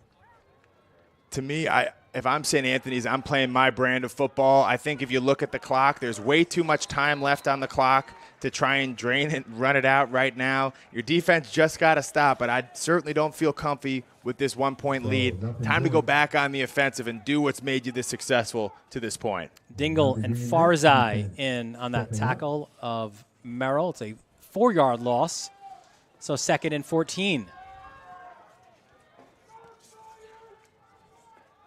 Merrill with the empty backfield. Oh, and that one is dropped. One of those from Alfaro where he was, before catching it, like he thought he was still going, and it sets up now a critical 3rd and 14 with 4 minutes left. Yeah, it's an unfortunate drop from Christian Alfaro. He had some daylight to run if he was able to reel that one in, but instead it's a 3rd and long for St. Anthony's, who can't be comfortable right now with this 1-point lead and 4 minutes left. Merrill looks sideline to Duff. He makes the reception, but it looks like he's short of the first down marker. So this is a huge 4th and 1 right here for Joe Minucci. Great grab by KJ Duff on the sideline, getting the toe tap, but 4th and 1, got to make a decision now. So decision time. Looks like we're going. Carries in. And you got to appreciate the mentality. St. Anthony's came out here today to get a win. They're not looking to hedge any bets here. They're leaving it all out on the field. 4th and 1. Merrill gets the first down. And that's a huge pickup right there. Right behind the left tackle, Matthew McGregor, who's had himself a really strong day today.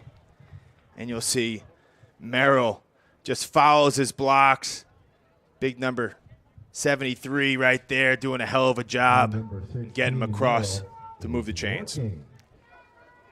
Huge first down for the Friars. 1st and 10 from their own 34-yard line. Got trips right. Handoff to Alfaro. Ooh, looked like it might have been a face mask, and it will be. You could see his head turn there. So this will be a face mask, apparently. Now the question here, Pat, is of what variety? Yeah. Looked like an incidental face mask to me. So looks like it's going to be a 5-yard face mask against the Green Knights. But, yeah, that was unfortunate for Ramin Farzi. Did a hell of a job shooting the gap, getting in there early and blowing things up. But sometimes as a D lineman, you just stick that hand out there incidentally, makes contact with the running back's face mask. Nothing you can do right there. So a 1st and 5 now for the Friars. And Carey has found himself as a full-time member now of the O-line as well. Listen, this is the money time in the game, right? Hey, Stars got to do it all out here in high school football. Merrill into the teeth of that Green Knights defense.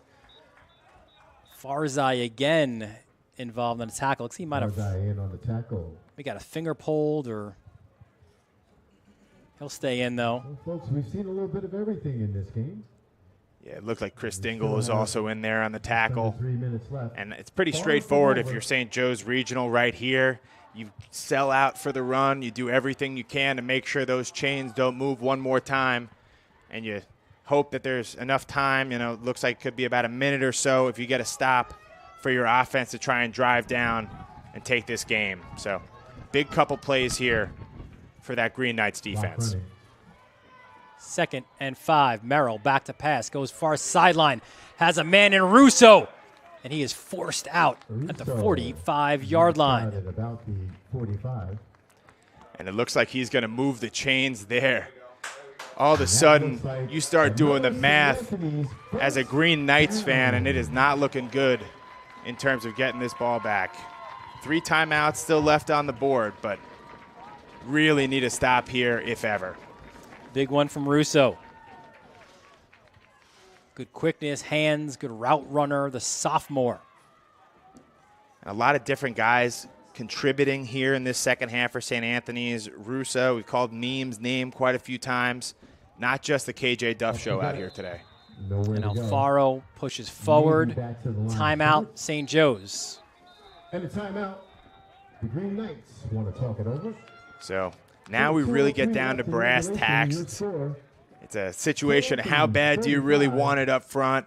I remember my days as an offensive lineman. There's nothing you revel in more than knowing that the team is going to put this in our hands, and we need to open up some holes. We need to move it 3 yards in a cloud of dust to secure a victory. Everything right now is on the trenches. Look for both of these, offensive line for St. Anthony's, McGregor, McNaughton, Dowling, Burke, and Novelli to really buckle down. And Carey, for that matter. And then on the flip side, they got their hands full. Suhudsky, Ferrara, Farzi, and Nicholas for the Green Knights have had themselves a day. And there's some tough dudes, some gritty guys who are not going to make it easy. We've seen the football team. Let's take a closer look at St. Joe's Regional, the school. See, founded in 1962. They're in that North Jersey Super Football Conference with 112 schools and 20 different divisions. Look at that alumni list. You got both McCourty boys. You got Matt Turner. He's currently the #1 goalkeeper for the U.S. men's national team. And John Flaherty as well, right? Former Yankee. catcher, now a Yankee broadcaster as well. Second down. So 2nd and 10 off the timeout. Oh, Merrill, what a ball fake! And you really can't draw it up any better. That ball fake from Gary Merrill, doing a great job. Holds on to it as long as he possibly can. Timeout, St. Joe's. You got. Listen, if you're Alfaro, you're like, I got you, coach, because I'm going to get blown up. Look at Alfaro just get crushed. But it allows Merrill just a little bit more time and room. Tough scenario, because oftentimes you'll see during that mesh when a defender comes and crashes in, that can often lead to a fumble, which is the last thing St. Anthony's needs right now. Merrill does a good job protecting the ball, holding the fake, and getting some positive yardage. Now we get down to a crucial 3rd and 6, as we got about 2 minutes left here at Cy Donnelly Field. 1-point lead for the Friars. It'll be 1:56 officially left. There's one more timeout now for St. Joe's.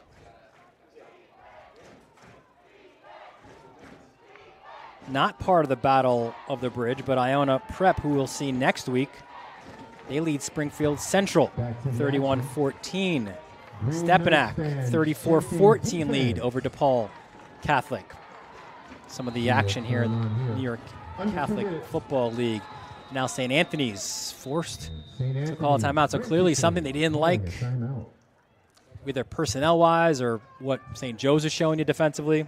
I like that right there from Joe Minucci. You've got 3 timeouts left on the board. You know, you don't get to take them with you, so might as well get out there, see what kind of look the defense is giving you, and readjust for this crucial 3rd down. We're in a scenario here where a conversion means a W for the Friars. If they fall short, they're going to have to bite their nails, as will all of us, send the ball back to Willis and that team over at St. Joe's. 1:56 left, and we want to remind you folks as well, some of our upcoming – actually, we'll get to that in a little bit as these teams break the huddle. Here we go. Iona St. Anthony's next week. Sayville, Hills West, Bayshore, Connecticut, St. Anthony, Chaminade, Wantagh, Southside, Chaminade, Kellenberg. Lot to like. All here on the Varsity Media Sports Network, 3rd and 6. Big 3rd down play. Merrill fakes it, goes to Duff. Duff in space. Duff, first down! He leapfrogs his way in! Look at KJ Duff! And the exclamation point! 49 yards!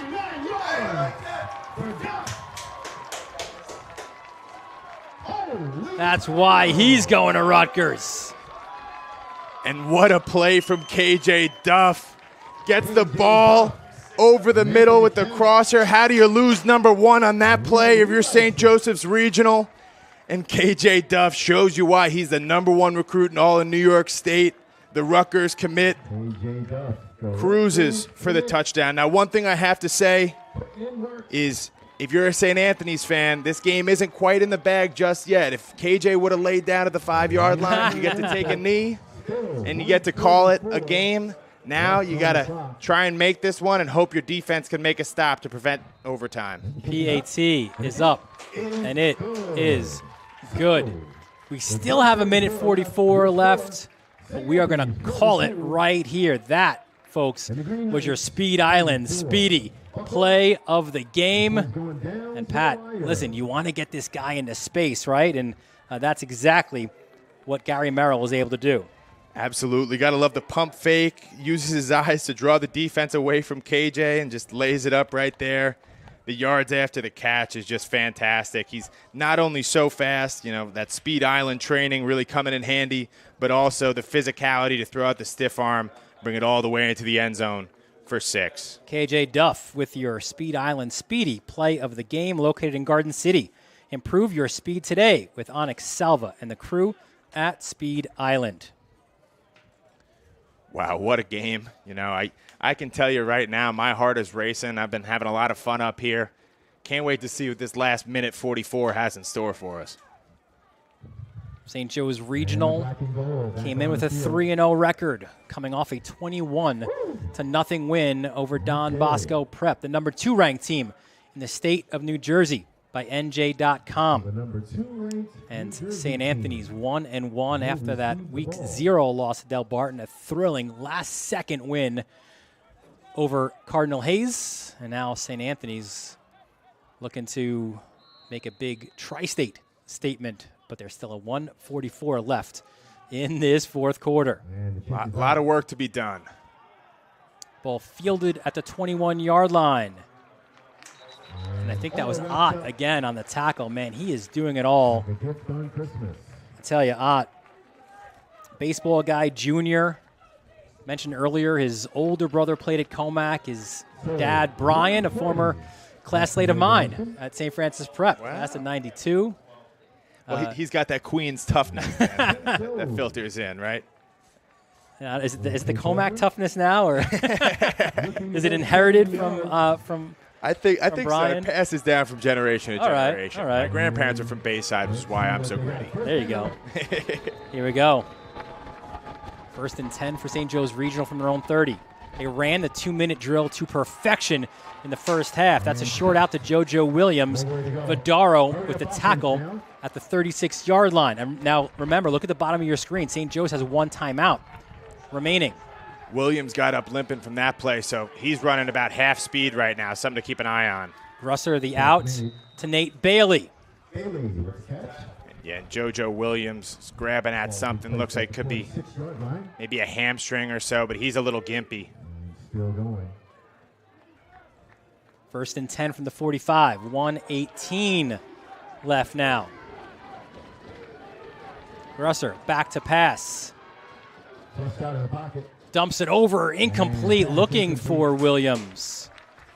It's a really nice job by Sam Cook in coverage on JoJo Williams. Not an easy matchup for the former defensive end, but he stays there and is able to make the play. Slips through the hands of Williams, number 1. 2nd and 10 now. That drop stopped the clock at 1:12. Grusser rolls left, points, looks downfield, now tucks it and gets himself out of bounds just past KJ Duff now, playing in the secondary. As you can see, as this game goes on, Stars playing both sides of the ball, leaving it out all on the field. You can tell how much both of these teams really want this W here. And right now, St. Joe's just kind of getting yardage, 10, 15 yards a clip. Grusser forced out. Urso forced him out. Now he cuts it back this way. Good blocking. Gets it to Willis in space. Yasin Willis gets it out of bounds at about the 15. 51 seconds remaining. So 51 on the clock. If you remember, Pat, last week it was St. Anthony's making that late drive and Gary Merrill scoring the 2-yard touchdown as the Friars will call timeout here. And you see again Grusser finding Willis. You know, one of the toughest things to kind of communicate to your defense right now is the need to stay aggressive. St. Anthony's obviously wants to keep everything in front of them. Nobody wants to give up that big play. But at the same time, when you're trying to avoid the mistake, sometimes that's when mistakes happen. So these guys really just got to let loose, go out there, play, try and make something happen. And 51 seconds to see if they can keep St. Joe's out of the end zone and out of overtime. You mentioned last week, again, 52-51 win for St. Anthony's because Merrill rushed for a 2-yard score. And then he punched in that ensuing 2-point conversion with 17 seconds left. That came just after Rich Beeland scored a 1-yard touchdown run. And then he connected with Eli Garcia with 1:44 left. So a little bit of a different scenario where St. Anthony's has a lead down the stretch and St. Joe's trying to come back in the waning seconds. So, yeah, St. Anthony's no stranger to adversity, from last week.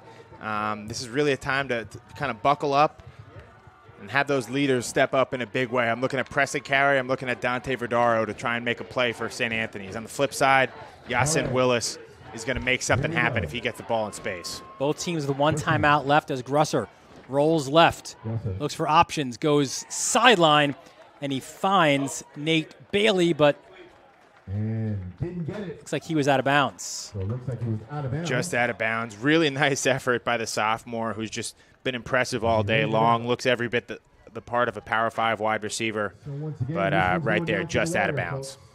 Yeah, Bailey's 5'8". If he was maybe 6'2", like JoJo Williams, maybe he's making that inbound. 2nd and 10 from the 15. Hand off to Willis. Cuts it to the outside. What a tackle! Nicholas Shevland right there. You know, he's 5'9", 165 pounds, but you think that matters to him? Flies up, and Yasin Willis is a little gimpy getting off the field right here. Wow, this is an impressive play. You see the linebacker, a little bit undersized, but that doesn't matter. Chops him down. Yeah, Shevlin, when we spoke with Joe Minucci, if they were going to play with a 3-man front, Shevlin was that extra linebacker there as well, and tremendous stuff from Shevlin as St. Joe's uses their final timeout here as it's 3rd and 9 from the 14-yard line. Coming up with a big tackle. Absolute nail-biter. Good to see Willis up, running, jogging off. Maybe just a bit of a stinger, right, for Willis? Perhaps. You know, he's a tough dude, so I'm sure he'll be okay. Looks like he might even be fighting to get back in the game right now. But hey, doesn't get any higher stakes than this right now. Again, the clock will stop if you get a first down, but only to move those chains, and then they'll restart if it's inbound. So you want to, of course, follow us on our social media. You can hit that QR code, the top left of your screen, at Varsity Media, our Instagram, Facebook, and Twitter as well. You know, right now, time definitely a factor, but more so a factor is 3rd and 9. You got 2 plays to move the chains here.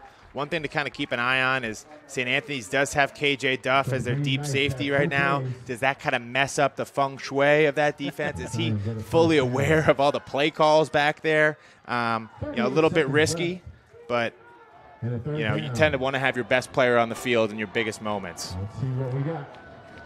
So let's see off the timeout now. The last one for the Green Knights. Sumter to the left. He's acting as a blocker for Grusser. Grusser looks back the other way, still looks. Yeah. Carey got a piece. Incomplete pass. The presence of mind by Grusser just to get that off. Press and carry almost obliterated Patrick Grusser right there. Impressive that he was able to get that out of his hands. And kind of holding your breath watching that play, seeing press and carry in that backside pursuit. You'll see right here, number 99 just teeing him up, and number 8 is fortunate that he kind of ducks that one, gets it out of his hands. You could see that Grusser had no idea where he was going with that football, but there was a receiver there. So here we go. Ball game here, 4th and 9. 29 seconds left. Grusser goes this way. Incomplete! Williams was the intended target. And how about this for St. Anthony's? You go into victory formation now as the Friars pick up a massive non-conference win. Dylan, I got to say, you know, this is up there, you know, with Iona at Don Bosco last year. It's potentially the biggest non-conference win in New York Catholic State history. Unbelievable. Everybody was counting out the Friars going into this one. As you see that last play, kind of an errant throw from Patrick Grusser, but you know, I can say going into this one, even you and I had our doubts about St. Anthony's ability to match up against a team that just dismantled Don Bosco, has looked so strong out the gate these first 3 games. But St. Anthony cleans up so many of those issues that plagued them against Del Barton, that hurt them defensively against Cardinal Hayes, and they step away with a victory over the number 2 team in the state of New Jersey. A year ago, Pat, it was St. Joe's handing St. Anthony's their only loss of the year, an 11-1 championship season for the Friars. Well, St. Anthony's gets their revenge here this afternoon. A thrilling 42-34 win, handing St. Joe's their first loss of the season. And, you know, so much validation for all those on the New York side of the Hudson who have been calling out for years, hey, the New York Catholic High School Football League is getting better. It's up there with the best in the country.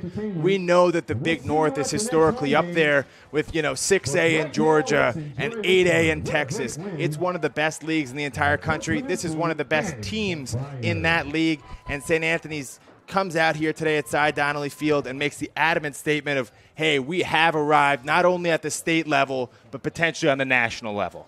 What a game we had for you here on the Varsity Media Sports Network, and we've got a great slate of games coming up. Pat, we're gonna have the tent here. We're gonna stay at Cy Donnelly Field for the week as Friday night under the lights. What a game that's gonna be now. Iona and St. Anthony's. We've had games decided back-to-back weeks here at Cy Donnelly in the final seconds. Might that be the case when the Gales come to town? We'll find out Friday night. And then Saturday afternoon, we go to the public schools in Suffolk County, Sayville and Hills West. Got some gunslingers there, man. Two great QBs. Triptree on Sayville side and Filardi on Hills West side. Bayshore, Connecticut, St. Anthony's and Chaminade. That rivalry, and how about Wantagh Southside and Nassau. And we cap this slate of games on October 7th as Chaminade and Kellenberg meet at Mitchell Athletic Complex. Wow. Dylan, I brought it up earlier, in college football this year, one of the biggest national narrative changes is the prominence of the Pac-12, right? Going out there with these big non-conference victories. Well, guess what? As we enter into this New York conference slate, it's got to feel so good for our New York Catholic schools to go out and get these marquee out-of-state victories. Really what it does is it legitimizes everything that goes on throughout the course of the year in New York State Catholic football, really showing that these are some of the best the country has to offer. What a win for the Friars, 42-34. So that'll do it here from us at Varsity Media for our entire Varsity Media crew. Our executive producer, Ben Turchin. Our technical director, Chris Sweeney. Mike Verdi and Becca Kazaks bringing you all the moving images. Eamon Bevan helping out with stats for my broadcast partner, Pat Godfrey. Dylan Butler, thanking you for joining us. And we look forward to seeing you next time right here on the Varsity Media Sports Network.